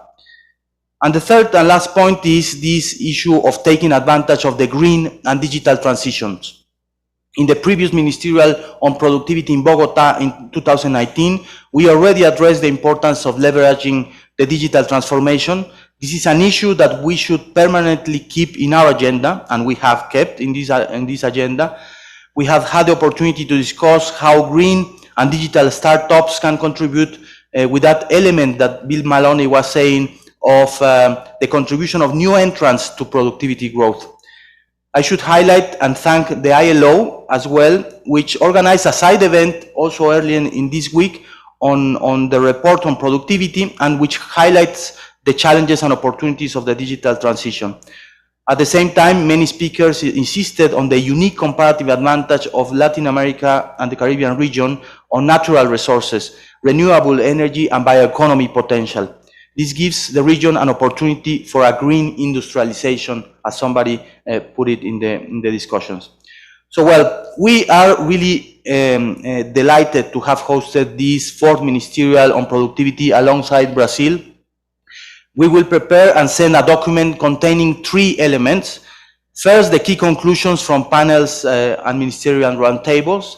Second, a series of policy considerations from the OECD Secretariat, building on the discussions and OECD work to support countries in the region build an agenda for productive, sustainable, human-centered integration in the global economy. And third, elements of guidance from the discussion that the steering group of the OECD LAC Regional Programme can discuss this afternoon with the type of initiatives that the program could undertake in this new cycle that is starting under the chairmanship of Colombia and Paraguay. This Ministerial Summit is an excellent transition to the new period, and as it has been seen, it started something that I think will probably characterize the Ministerial Summits in the next 3 years, which is the interactions between the 3 priorities: productivity, social inclusion, and governance, with environmental sustainability. Let me take again this opportunity to thank Brazil, and in particular by Minister Sarkis, Sergio Pereira, Ambassador Cosende, Daniela Benjamin, and all the team, the extraordinary team, the technical team, translators that have been really throughout all this event. I want to thank as well Latin American and OECD countries, all of you present here, and international organizations that enrich really the discussions of these 2 days. And I want to thank also all OECD colleagues from a wide variety of directorates that provided us with inputs and content for the discussion. If I may, I want to thank in particular my team, Fabio Gerke, Charlotte Duval, and all my team in Paris, which is still listening and making sure, as it has been during these days and the previous months, that the web page is functioning, that communications work well, that the Zoom is available, that registration works. So thank you very much to all of you, and to all, as you were saying, those that made possible this event. You will receive a link for a survey. We are really interested in getting your feedback and to see how we can improve these ministerial summits in the future. As it was mentioned by Ambassador Sarkis, I guess the Latin American and the Caribbean Regional Programme has proven to be a platform where OECD and Latin American countries and international organizations can have these very productive dialogues and then turn this into a proactive agenda for the support of the region. We hope in the steering group meeting this afternoon to try to make some concrete contributions on how the program can move forward. So the OECD is at your disposal. Count on us to advance these key priorities for the region. And thank you very much, all of you, for your presence and for a very successful ministerial.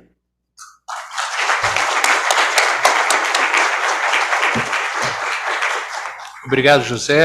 Obrigado, embaixador Sarkis.